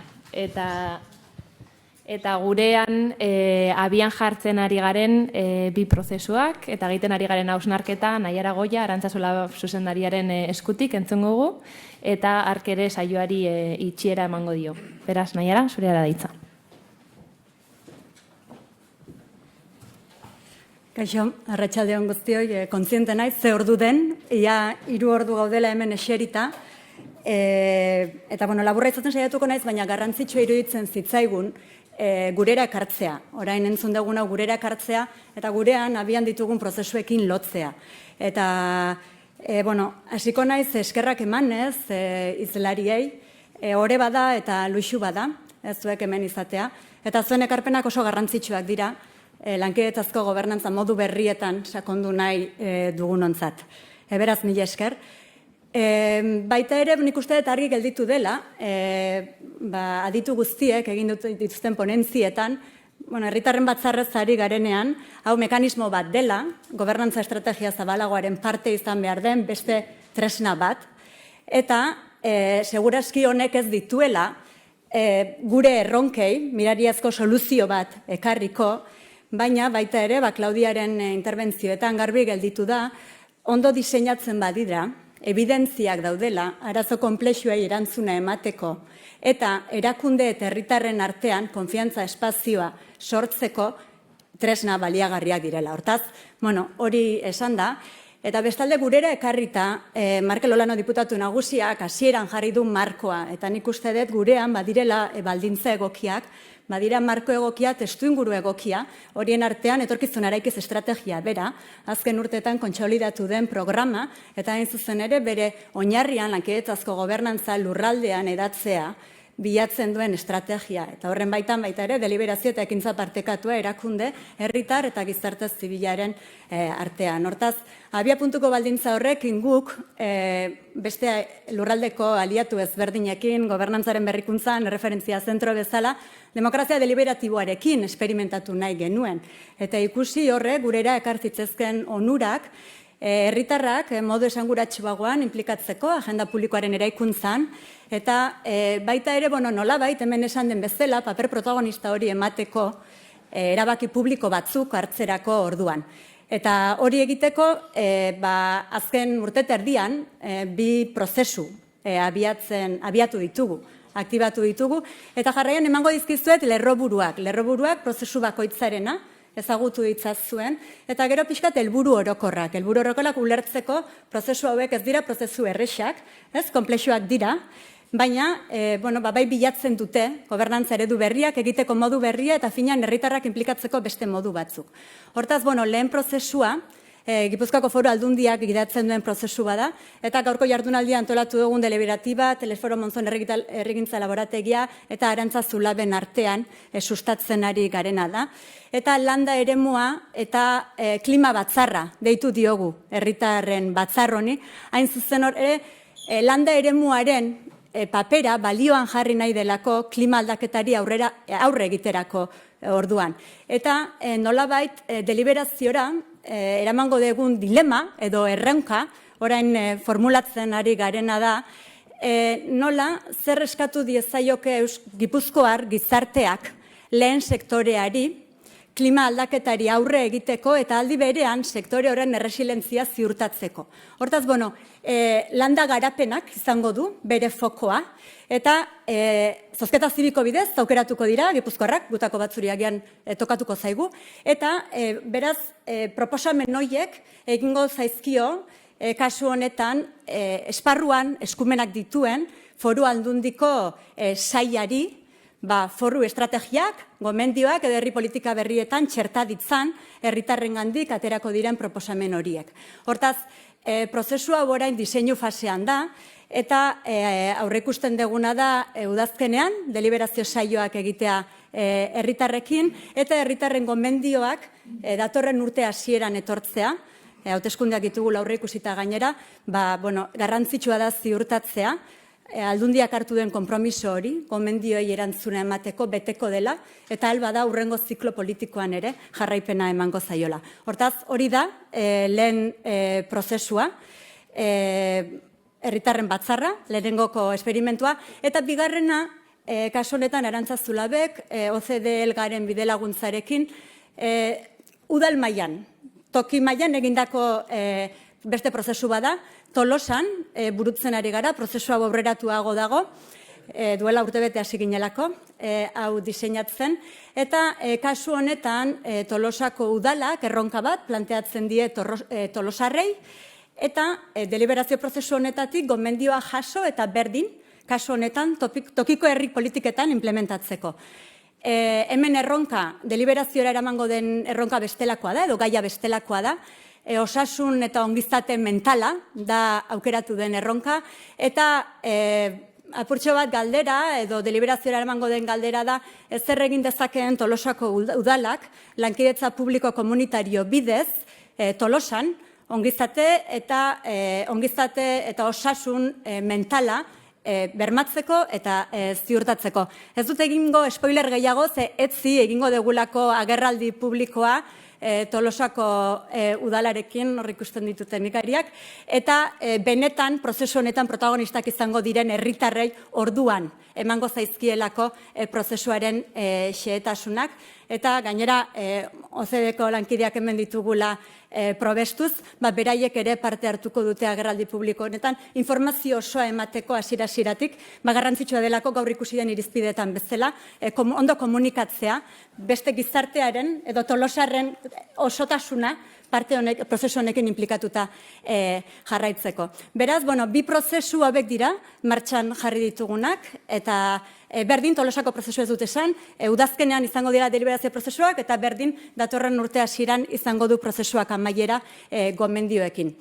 Bi prozesu hauek ordea ez ditugu nahi prozesu edo bi proiektu isolatu bezala egin, ditugu bi azken helburu bilatzen ditugunak. Eta horiek dira hain zuzen ere lehena, izango litzateke tokiko gaitasuna garatzea, ezagutza geureganatzea, prozesu hauen inguruan ikastea, eta benetan ikasketak jasotzea prozesu hauek erakunde publiko eta herritarren arteko harreman horretan, edo lankidetza eredu horretan izan dezaketen eragin positiboaren inguruan. Hori lehena, eta bigarren helburu nagusia, bi prozesu hauekin bilatzen deguna da, prozesu hauek gurean, gure herrian edatzea eta instituzionalizatzea. Eta horretarako baldintzak sortzea, zeintzuk diren aukerak, erronkak, identifikatzea, prozesu hauek gurean sendotzeko, txertatzeko, eta gure demokrazia eredua gure herrian sendoago egiteko. Beraz, horiek bi helburu nagusiak, eta bada berriki jakin dugu Euskal Legebiltzarrean baita ere, erabaki bat hartu dela, Herritarren Batzarra, klimaren aldeko Herritarren Batzarra osatzeko, ia hau betez, hartu zen erabakia duela gutxi, egitasmo horrek, okerez banago, bilatzen duen helburua da 2050 urtean Euskadin klima neutraltasuna izatea, eta horretarako abian jarriko den deliberazio prozesu horretan herritarrek egingo dituzten neurriak eta proposamenak hartuko dira aintzat klima aldaketari Euskadin erantzuna emateko. Beraz, abiatu ditugun bi esperimentazioko prozesu hauetatik, zein beste espazio batzutan, beste erakunde batzutan hartzen ari diren erabakietatik, nik esango nuke ikusten ari dela, badela erakunde eta gobernuen partetik nahi bat, eta borondate bat, gobernantza eredu berrietan sakontzeko, badela nahi bat baita ere, gizarte zibila eta herritarrekin deliberazio espazio partekatuak sortzeko, badela asmo bat, esango nuke zintzoa baita ere, harreman mota ezberdinak, kosorkuntza ardatz izango dutenak, eta berrikuntza ardaz izango dutenak gure herrian artikulatzeko, eta azkenik badela baita ere asmoa eta borondatea benetazkoa, agenda publikoaren eraikuntza modu kolektiboan eta herritarren inplikaziotik egiteko. Beraz, konklusio horiekin, esango nuke, gonbidatzen zaituztet prozesuak jarraitzera, gure eskutik, bai Arantzazulaben eskutik, zein beste erakundeen partetik eskuragarri izango dezuten momentu oro, eta nahi ez duten momentuan gainera, prozesuen inguruko informazio osoa, beraz jarraitu prozesuak gertutik, emango dizuegu horren berri, eta honekin amaitzen dut eskerrak emanez, lehenengo izlariei, erakundetako ordezkarioi, gaurko jardunaldian interesa agertzeagatik, bai bertaratu zareten guztioi eta baita ere streaming bidez jarraitu gaitu zuen hoi. Beraz, orain hemen gaudenok, eta nahi baldin baduzue lehengo eztabaida horri jarraipen emateko, eta aurrez aurre lehen eskutik gure izlariekin hitz egiteko, kafetxo baterako 15 minutu edo ordu erditxo luzatu nahi baldin baduzue solasaldia, hortarako gonbidea luzatu, eta mila esker berriz antolatzaile guztion partetik, eta laster arte.